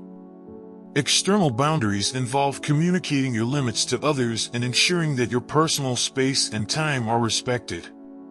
Practicing mindfulness is also crucial. Mindfulness helps you stay present and fully engaged in the moment, reducing the tendency to ruminate on past slights or worry about future interactions. When you are mindful, you are better able to observe your thoughts and feelings without becoming entangled in them. This detachment allows you to respond to situations more thoughtfully and with greater clarity. Another key practice is prioritizing your goals and values. When you are clear about what is important to you, it becomes easier to focus on your own business and ignore distractions. Setting and pursuing personal goals helps you maintain a sense of direction and purpose. This focus not only enhances your productivity but also strengthens your resilience against external negativity. Moreover, adopting a growth mindset can be highly beneficial. A growth mindset, the belief that abilities and intelligence can be developed through effort and learning, encourages you to view challenges and setbacks as opportunities for growth. When faced with disrespect, a growth mindset helps you stay focused on your own development rather than becoming fixated on others' behavior. This perspective fosters resilience and a proactive approach to self-improvement. Developing empathy and compassion towards others can also support this Stoic principle. By understanding that others' actions often stem from their own struggles and insecurities, you can maintain a sense of detachment and avoid taking things personally. This understanding fosters a more compassionate and forgiving attitude, reducing the emotional impact of others' disrespectful behavior. It is also helpful to engage in regular reflection and journaling. Reflecting on your daily interactions and responses can provide valuable insights into how well you are minding your own business. Journaling allows you to process your thoughts and emotions, identify patterns, and make conscious adjustments to your behavior. This reflective practice supports continuous personal growth and alignment with your values. Additionally, seeking out supportive environments and relationships can reinforce your commitment to this principle. Surrounding yourself with individuals who respect your boundaries and share similar values creates a positive and nurturing environment. These relationships provide encouragement and reinforcement, helping you stay focused on your own path. Lastly, embracing the impermanence of all things can help you mind your own business more effectively. Recognizing that both positive and negative experiences are transient allows you to maintain a balanced perspective. This understanding helps you avoid becoming overly attached to external validation or distressed by criticism, enabling you to stay centered and grounded. In conclusion, minding your own business is a powerful Stoic principle that fosters inner peace, authenticity, and resilience. By focusing on what you can control, setting boundaries, practicing mindfulness, prioritizing your goals, adopting a growth mindset, developing empathy, engaging in reflection, seeking supportive environments, and embracing impermanence, you can navigate life's challenges with grace and wisdom. This approach not only enhances your personal well-being but also allows you to lead a life of integrity and purpose, embodying the true essence of Stoic philosophy. Lesson number 15. Develop resilience. Resilience, a cornerstone of Stoic philosophy, is the ability to withstand and grow from adversity. In the face of disrespect, resilience allows us to maintain our composure, uphold our values, and emerge stronger. Developing resilience is not just about enduring hardship but also about transforming challenges into opportunities for growth and self-improvement. The Stoics believe that adversity is an inevitable part of life and that it is our response to it that defines our character. By developing resilience, we equip ourselves to handle disrespect and other forms of adversity with grace and wisdom. The Stoics viewed adversity as a valuable teacher, offering lessons that contribute to our personal growth. When we encounter disrespect, it is an opportunity to practice patience, humility, and self-control. By embracing adversity rather than avoiding it, we learn to see challenges as stepping stones to becoming more resilient and virtuous individuals. This mindset shift transforms how we perceive and respond to difficulties, fostering a sense of empowerment. Resilience is also deeply rooted in our core values and principles. When we are clear about what we stand for, such as integrity, kindness, and justice, we are better equipped to navigate disrespect without compromising our character. By regularly reflecting on and reaffirming our values, we build a strong foundation that supports us in times of adversity. This inner compass guides our actions and helps us stay true to ourselves, regardless of external circumstances. Developing resilience requires mental toughness, which involves training our minds to remain focused and determined in the face of challenges. This can be achieved through practices such as mindfulness, meditation, and visualization. Mindfulness helps us stay present and calm, reducing the impact of negative emotions triggered by disrespect. Meditation enhances our ability to observe our thoughts and emotions without getting overwhelmed by them. Visualization allows us to mentally rehearse facing and overcoming challenges, reinforcing our confidence and resilience. Resilience involves managing our emotions effectively, especially when confronted with disrespect. Emotional regulation techniques, such as deep breathing, journaling, and cognitive reframing, help us process and respond to our emotions constructively. Deep breathing calms our nervous system, reducing stress and anxiety. Journaling allows us to express and explore our feelings, gaining insights into our emotional responses. Cognitive reframing helps us reinterpret negative experiences in a more positive and empowering light. A strong support network is also essential for developing resilience.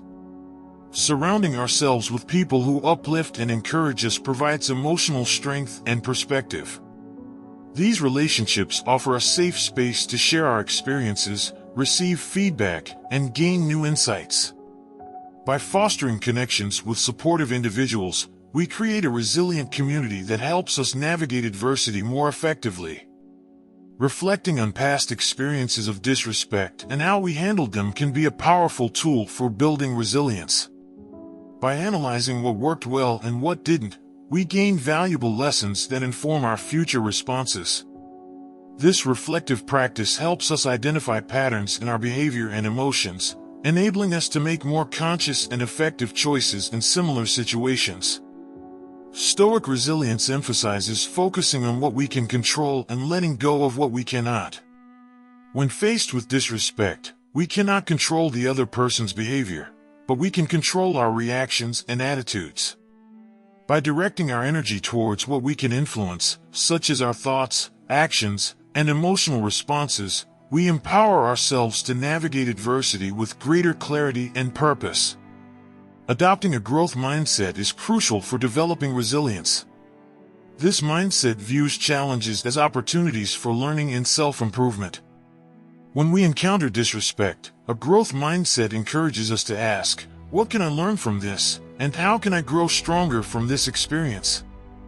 This perspective fosters resilience by transforming setbacks into stepping stones for personal and professional development.